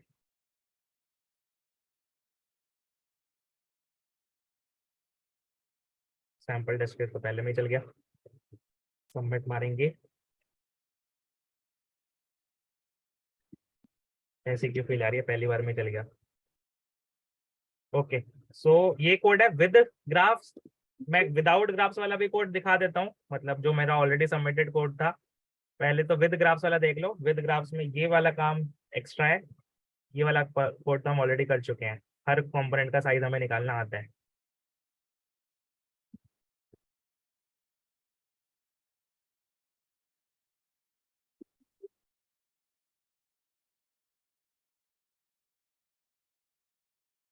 ठीक है, कोई मेरे को बता सकता है टाइम कॉम्प्लेक्सिटी कितनी लग रही है, हैश मैप बनाने में कितना लगा होगा, जिनको हैश मैप आता है।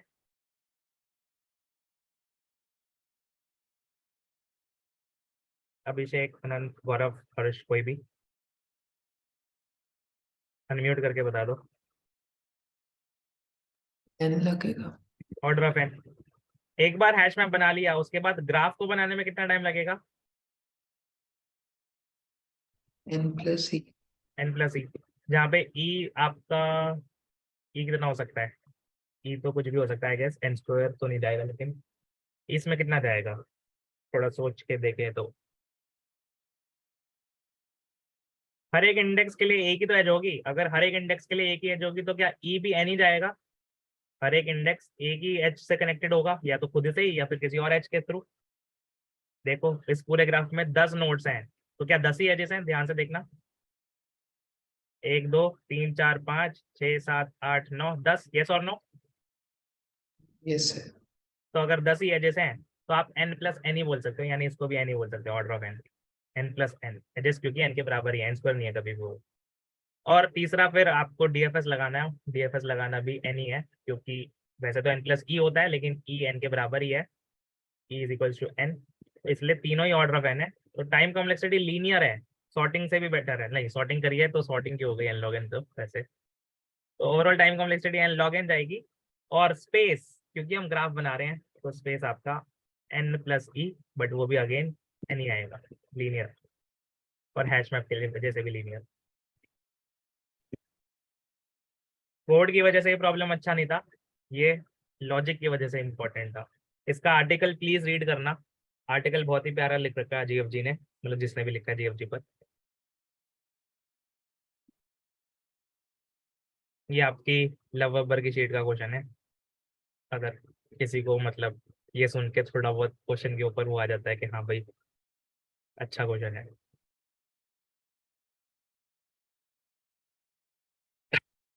क्या टाइम हो रहा है, टाइम तो आई गेस ऊपर हो गया। हैमिल्टोनियन तो आज नहीं कर पाएंगे, नेक्स्ट क्लास में कर लेंगे हैमिल्टोनियन। क्या ये अच्छा क्वेश्चन लगा, समझ आया जो भी अभी है। हाँ जी। ठीक है, तो भाई ये मत सोचना कोई भी कि मैं कॉम्पिटिटिव करूंगा, वो वाले क्वेश्चंस आएंगे, वो वाले क्वेश्चंस क्रैक करूंगा तो ही कंपनी क्रैक हो पाएगी। ऐसा नहीं है, ये वाले क्वेश्चंस ज्यादा आएंगे, ये वाले क्वेश्चंस क्रैक करोगे तो कंपनी क्रैक होएगी, इंटरव्यूज के लिए एटलीस्ट, और बैंक टाइप की कंपनीज के लिए मैं बोल रहा हूँ। अगर टारगेट थोड़ा फिनटेक है या फिर एचएफटी है वो अलग बात है, या उबर टाइप की कंपनी के लिए टारगेट कर रहे हो, एडोबी के लिए टारगेट कर रहे हो, वो अलग बात है, उसमें तो कॉम्पिटिटिव चाहिए।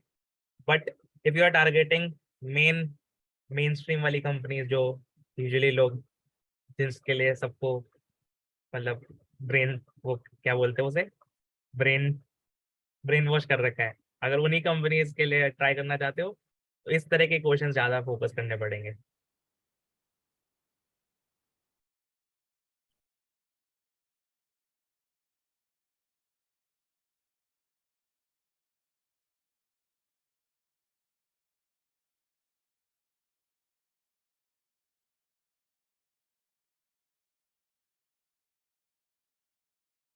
ओके देन, सो फिर एंड करते हैं। मैं रिकॉर्डिंग कल सुबह डाल दूंगा। किसी को कुछ पूछना है, डाउट ग्राफ्स या और किसी टॉपिक में से?